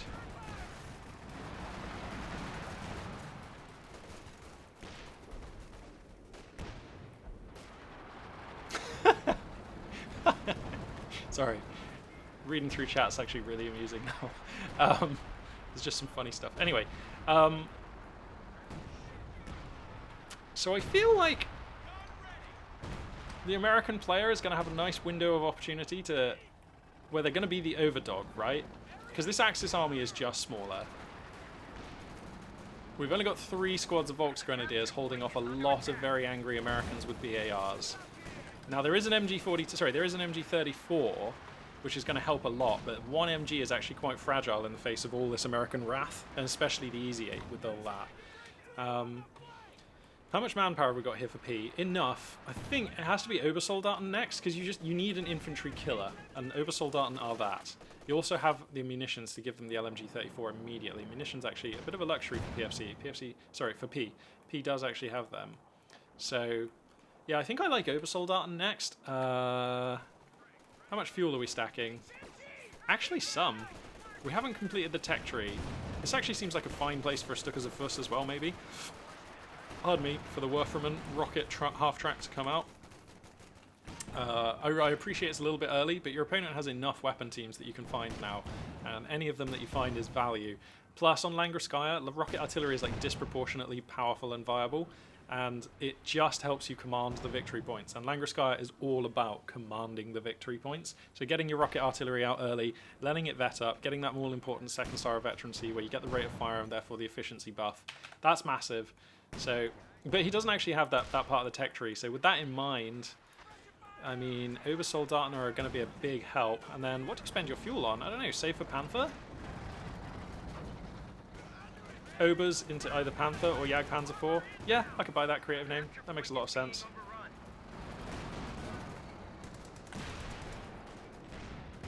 What do you think about a second Panzer 4? It's going to be Jagdpanzer. Okay. I like it. Wow, P is taking this game seriously then. Jagdpanzer is a long-term investment. Jagdpanzer is an investment that says, I'm going to be killing a lot of tanks to win this game. And I think that is realistic.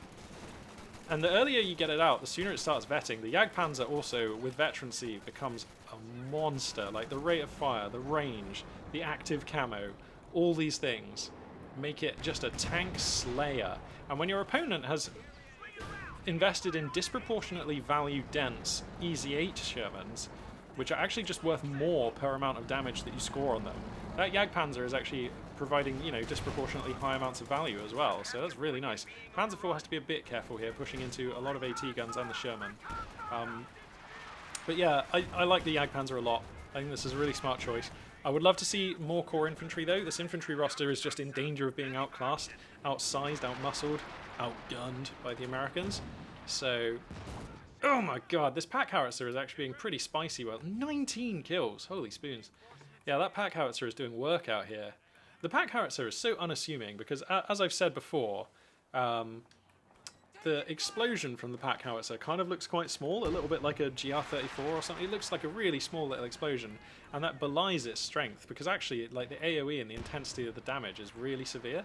Wow, is he actually sieging down the Schwerpanzer HQ right now? He is.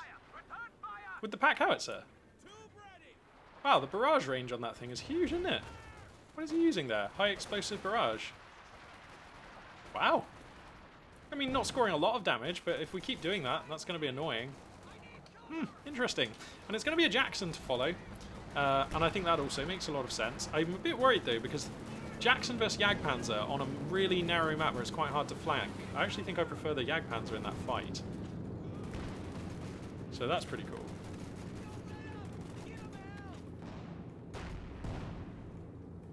Panzer IVs would lose to Easy 8 spam? Yeah, sure. Suarez, CN, and Konix. Best KOTU mod team approved by many KOTU streamers. Huh. Oh, thanks for the recommendation there. That actually kind of makes a lot of sense. To Mexico I go. What's up, friend? I think it's the first time I've seen you in chat. Welcome aboard. Good to see you there, friend. So, okay, Axis player. Oh, wow, Overwatch Doctrine. Okay. Wow, this is a pretty late pick of Overwatch Doctrine, isn't it? Here comes the... Oh, no, the Jagdpanzer is actually not set to prioritize vehicles. So that is actually firing into these riflemen. Ah, that's a touch awkward. Oh, no, it is set to prioritize vehicles. He's deliberately destroying the sandbags. Okay, that's less awkward than I thought. Oh, my God. The Easy 8 is just doing damage. These Volksgrenadiers are going to have to fall back. They will creep away, I think. Yeah, they're going to creep away just fine. This Jagdpanzer is in a nice commanding position. Also, I love the camo. That is a strong camo game. I'm going to give this guy an A rating for his camo game. Orders complete. Standing by. Okay, then. Highest message count, but is that good? That's a Lef 18. Yeah, man, creative name. Damn. You're in there with the Lef 18. Okay. And this is actually slightly more annoying for Americans to deal with than anyone else, because they don't get a rocket artillery. So you cannot just saturate this left 18 with fire. You can try and pack howitzer it down a bit. That's cool. I get that. I'm excited to see a left 18, man. I don't think I've cast a left 18 game, like, for months. Maybe not this year. So, okay, Overwatch Doctrine, let's see what you got. Let's see what you got. 337 tickets for OKW, 382 for the Americans. 26 minutes into this game. Both armies have got good, but they're both good armies, good composition. And now we've got a left 18. Let's see what you do with it. I want to see. I don't even know how often it can take barrages. Okay, so the cooldown is... Oh, it's coming. Let's watch this thing fire. Boom! We'll start hooning some shells out onto the map. Boom! Oh, wow. Accurate this thing is not. I mean, look at the spread. We've got 2 here, 1 here. This is scary, though. I mean, these are big shells. A lot of American targets out here. We're not hitting anything yet, though. Oh! That was a good one. Killed 6 models, nearly gets a star of veterancy. And this is an OKW left 18, so it has 5 stars of veterancy it can go up to. Eesh. Alright, this is really scary, actually, isn't it? Because it just goes on for so long. Jesus! How long does this go on for? Okay, and then it has a 68-second reload, so it actually pretty much fires for as long as it reloads for. That's gross. Okay, left 18, I see you. This is pretty sweet. I feel like we need to buy some more core infantry here. I'm a bit worried about that, but, you know, apart from that, this is doing okay. We are bleeding out, though, slowly as OKW, and we've not done anything about that for a long time now.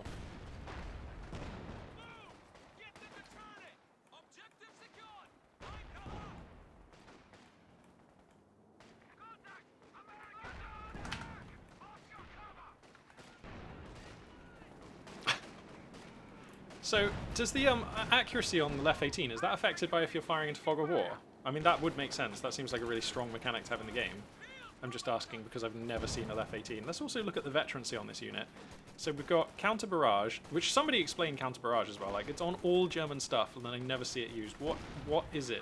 Is there anything good about it? Experience, so at Vet 2 you get increased reload time and increased accuracy. So Vet 2, as always with indirect fire units, it seems like the best. At Vet 3 you get increased range. At Vet 4 you get reduced reload times when using counter barrage, so there's an advantage for counter barrage. And then at Vet 5 you get direct fire. At Vet 5 you get direct fire. What? I didn't know that the left 18 had a direct fire mode. Jesus. All right, but he's hemorrhaging.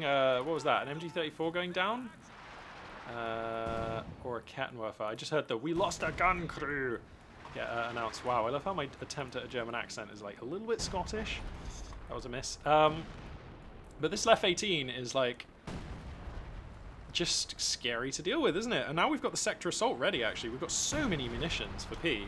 I would love it if P was just able to come forward and do something about these victory points, though, because it's all good and well shelling your opponent down and looking all smart, but if you're actually losing the battle, then it's not any good. So we have to come forward and take a VP at some point. And the American player, honestly, seems to be struggling for a way to react to this. I mean, this has been a weirdly non-committal phase of play, hasn't it? We've not really seen the tanks going in deep. I suppose when you each have a medium tank and a tank hunter, like, there's no real incentive to commit your armor at all, is there? Alright, so here we go, though. The Easy 8 rolling forwards. The Jackson takes a shot onto the Panzer IV. That's nice. Crucially, Volksgrenadiers going to get up onto mid. Storm Pioneers get up onto west. Using the cover of this constant left 18 death that's just raining in. The Rakettenwerfer creeps forward into a lovely position. The line of sight blockers around here have been substantially destroyed as well. So, like, this Rakettenwerfer might even find some direct shots.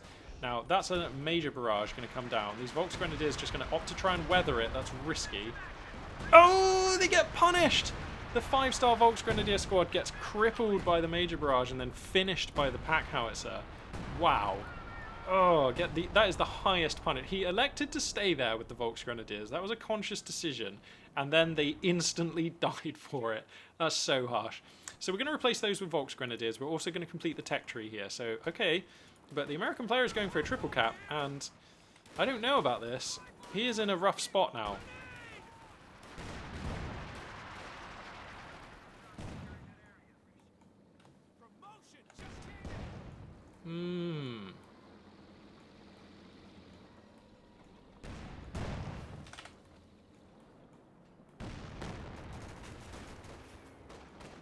So P's going to try and get out on the map and do something about this. I mean, I like going for Obersoldaten, but I worry that we don't have quite enough boots on the ground here. And we're trying to complete the tech tree as well, so we're diverting manpower away from trying to replace these losses. That is super risky.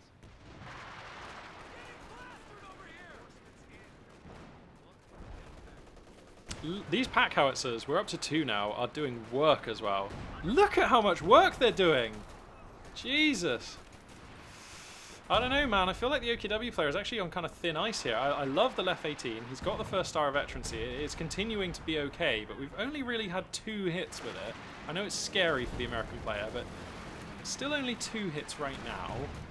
And I feel like we are fighting fires here as the OKW player, and those fires are getting bigger. And that's really rough. Now the American AT guns are creeping forward, and if the American AT guns get up onto this line here, and they're almost there, that changes the dynamic of the game massively. Then PFC actually has to fight for control of the doorstep of their base. And we can't be doing that. That is a losing proposition. So this is a super tough place to be. Show the kill count on the pack howitzers? Sure. 32 on the 3-star one. And just 3 at the moment on the other one. But Jesus, 32. That is a great kill count for any indirect fire piece. That is ridiculous. So there we go. Yeah, people are saying Pack Howie has always been good. Is that really true, though? Didn't they used to cost like 480 manpower or something stupid? I seem to remember them being dire like early on when USF were quite new. But I take your point that they're very good now and have been for a long time. So that's fair. Smoke barrage going to come down here. American forces looking to advance. Panzer IV has to kite. Oh, turning side armor is a little bit risky. This Easy 8 going to come forward and get some veterancy. Kettenwerfer will reveal itself, and the Sherman Easy 8 is punished back. The Jagdpanzer scurrying across to try and capitalize here. Would love to complete a kill on that one. He's going to come in really hard. Are we sure about this? There's a lot of American AT guns out here. Fragmentation bombing run? No, sector assault comes down. The Easy 8 gets taken out, and Stukas starts strafing and blazing all over the place. 23 mil, I believe the cannons were on those things, just wrecking through these American units as more explosions continue to hurl in from the light field gun, which for the record has just 4 kills right now. A lot of battered American units, and is this a window where the 5-star Volksgrenadiers can push out onto the map? Not really, because they're all back at base. And we need more Volksgrenadiers, bro. Let's just buy more Volksgrenadiers. Oh my god, actually. He's actually saving. He's trying to save for KT, isn't he? Actually, wait, is he? Sorry, there's no mechanized reg. Oh no, but there's a truck waiting for mechanized reg. Still waiting, Jesus. Okay, and we'd love to get that to help repair these tanks. But, you know, the sector assault was good, but the Obersoldaten and the Volksgrenadiers were quite late getting into position. The sector assault was mostly over, and the American forces were basically reinforced and coming out to retake the map by the time they were coming back. So, like, oh god! Oh, okay, a lot of artillery hooning in here. Sorry, I thought that was a Lef 18 shell that was just going to bullseye the Major, but it wasn't. It was just a light shell. But yeah, there's some pretty dire stuff happening here for the Axis player. That was a lot of resources to invest in not actually changing the dynamic of the middle of the map. And we're still going to just desperately be trying to hold on here. Look at the scoreline. This is testament to how well Panzergrenadier and Griefen, the screen name, has been managing this battle. Just finding value, doing damage, keeping the OKW player on the back foot, wiping squads, using pack howitzers to find value. I appreciate that we lost the Easy 8, but that is actually affordable. We can replace that. And he's even going to replace it with just a regular Sherman, which I actually think I quite like. But, you know, it's not like the Sherman Easy 8 was really making use of that gun very often. And this one can just... all you really want the Sherman for is to push back Axis infantry. And the regular Sherman does that for a cheaper cost. So, okay, I like that.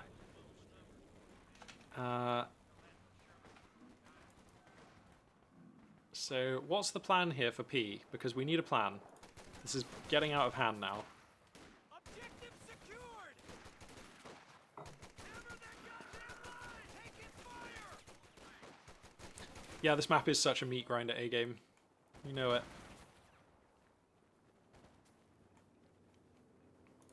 That's Langreskaya for you, though. I mean, it's why it's so popular and also why some people hate it. it's very easy. It's very hard to win quickly on Langreskaya. It always comes down to a grind.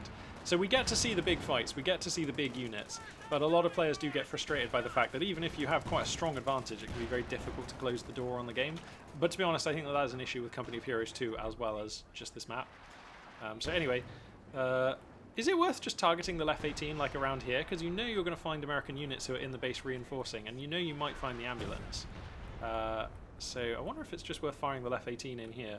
A moment of quiet here as both players redraw the battle lines. The American player at the moment static, not pushing, but that's okay. So they have 2 of the victory points. They've got their AT guns in a really nice position here. To be honest, actually, this left 18, after the first barrage, has been really underwhelming, hasn't it? Like, it's just not really found anything. And you'd have thought it would be really good at countering these AT guns, but it hasn't actually been able to achieve that, has it?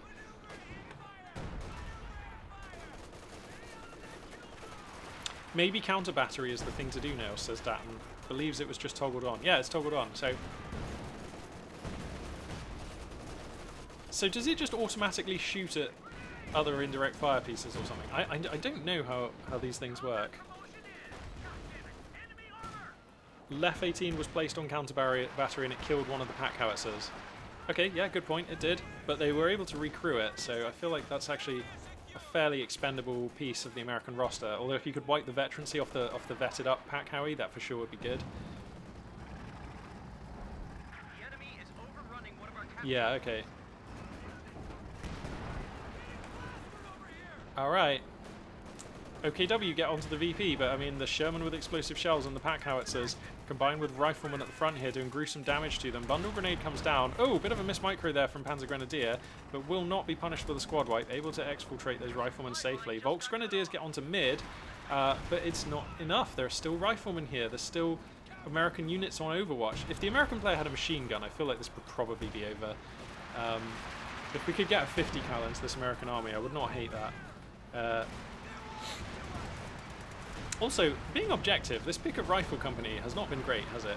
Like, the Easy 8 was underwhelming, and everything else, I mean, I haven't really seen anything else here used. Pardon me, not even the White Foss, which you'd have thought would be really useful here. So, yeah.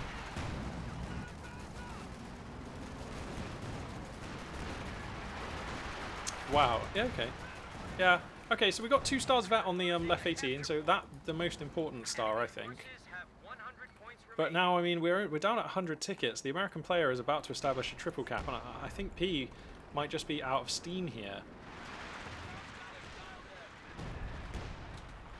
Oh, let's see where these left 18... This is just constant explosions and death raining in. I mean, he's disrupting this. Panzer Grenadier and Griffin, to be honest, is fantastically moving these squads around and keeping them reinforced and, you know, not losing almost any units to the continuing hail of death that this left 18 is spitting out. And, like, that's quite hard to do. I appreciate we lost a pack howitzer to it, but that was instantly remanned, so that was actually just not really much of a loss, was it?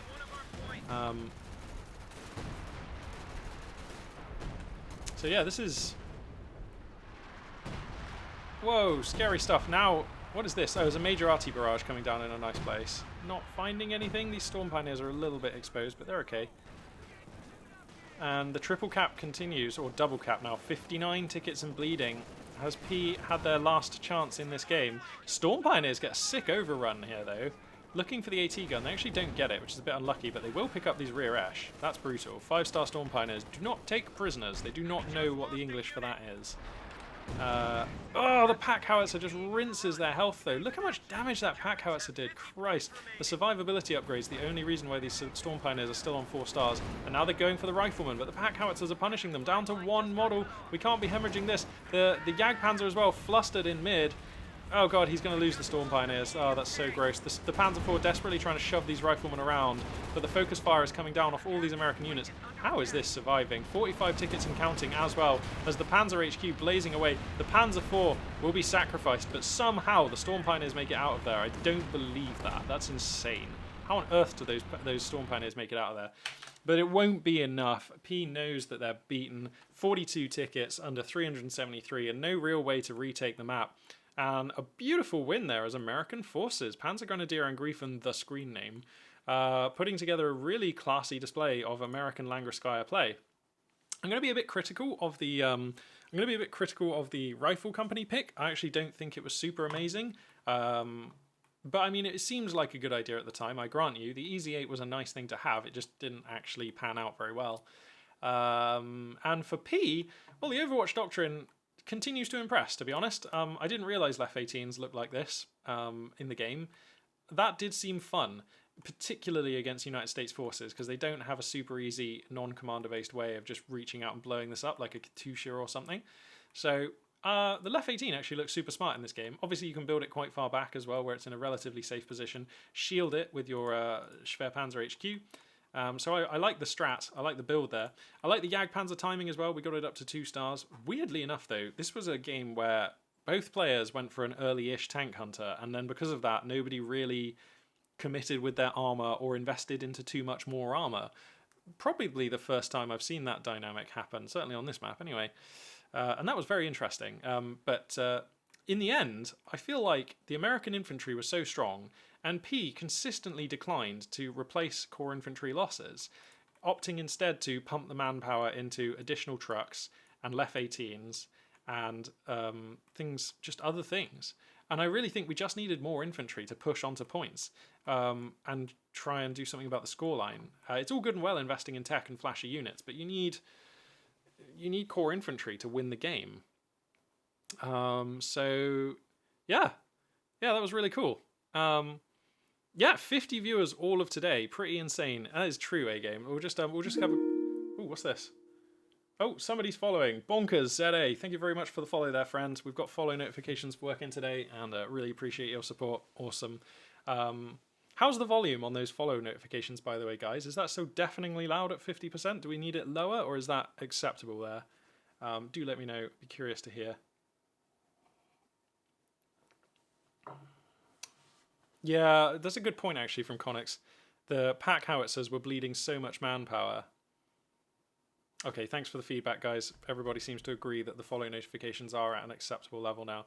So I don't think we can learn too much from these post-game numbers. We rarely can, but I'm just going to have a quick browse through the units here.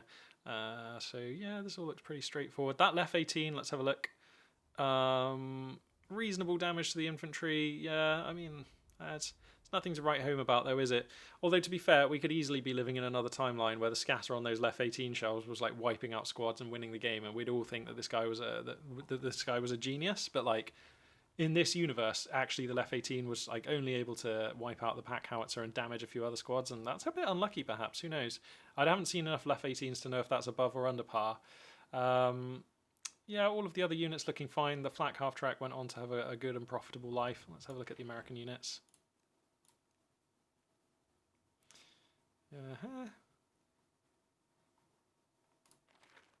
Alrighty. So yeah, the pack howitzers, they did really well. They were gruesome. The Jackson doing okay. The Sherman Easy 8 and the regular Sherman kind of being underwhelming, but being good at pushing infantry away. And that's not about doing damage. So they were actually very useful, but we just don't see that reflected in these damage numbers. And that first half track, wow, I'm amazed that with that much damage the efficiency is this low, but there we go.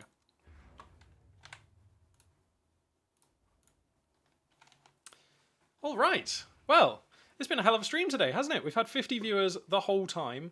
We had the alert notifications working. I had my first ever donation, Mangorka, chipping in $10, like an absolute legend. That is insane to me. I even forgot that I set up donations, but yeah, there is a link underneath the Twitch channel where there is a functional donation system. The underneath of the Twitch channel is like an underdeveloped area. That's probably the next thing I'm going to work on, make that look nice, get some useful information down there and stuff like that. Yeah, we had a 6 stream today. Tons of support. Chat was really active and lively. A ton of new people in chat. Good to see all your faces. A load of followers, the support from which I really do appreciate. And of course, yeah, one more time. Mangorka there chipping in 1,000 American cents. That is going to go straight towards funding my video game habit, whether it be hardware or new games. We have actually just bought Steel Division 2 because that was in a sale, and Command & Conquer Remastered, so that's all good fun. And yeah, I'll be streaming again on Friday at midday. That's when we're streaming at the moment. On Friday as well, I'll announce the schedule for next week, and we'll try and work in some evening sessions as well so we can get the US crowd, cast some US players. That'll be really fun. I'm looking forward to doing that. But anyway, there's the schedule. I'll see you guys on Friday at 1100 hours GMT. We're going to raid somebody just now, but I feel like there was something else I was meaning to say. Whoops. Wrong screen, Magpie. I don't know. So let's see who else is playing Company of Heroes. Let's have a look. And then we're gonna organize a raid. But yeah, thank you so much everybody for the support. Y'all rock. I need more. Storm Panther. That is not a thing. Oh, is that a player who's playing? All right. Well, we can have a look. Company of Heroes 2. I always like to have a look though. Who we got? Who is this Korean guy who's top of the stream? Alright, we'll raid Storm Panzer. People seem to like him. I don't actually recognize anyone who's streaming, so we're just gonna raid someone random.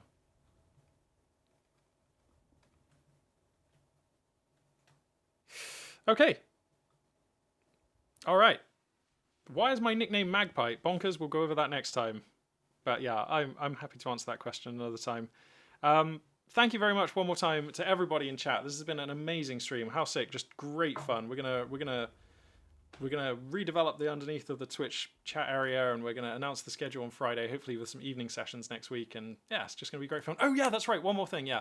So Midday Magpie is the format that I've been doing, starting at midday. But I've realised actually I'm often just on my computer doing stuff before we start. So today I opened up the stream about like half an hour early, and it was just me playing some Magic with the mic off. But if you want to tune in a little bit early to Midday Magpie and watch me just playing a game as a player rather than a caster, then that's the thing you can do. Just come on in a bit early, have a chat, hang out, have some fun, and then at midday we'll start the RTS action and return to the usual Midday Magpie format. But I just thought I'd let you all know I'll probably will be starting the stream a bit earlier than midday, just so that people can roll up and I'll just be sat at my PC just like playing some game or having some fun in some way, and it'll just be a cool time to like chat with you guys if you fancy tuning in early. But yeah, that will do it for now. We're going to raid Storm Panzer. Thank you very much everybody for tuning in. You're all legends, and I really appreciate all the love and support that everyone has given today, keeping me sane in lockdown. It's awesome. So yeah, this for now. Magpie 842 signing out.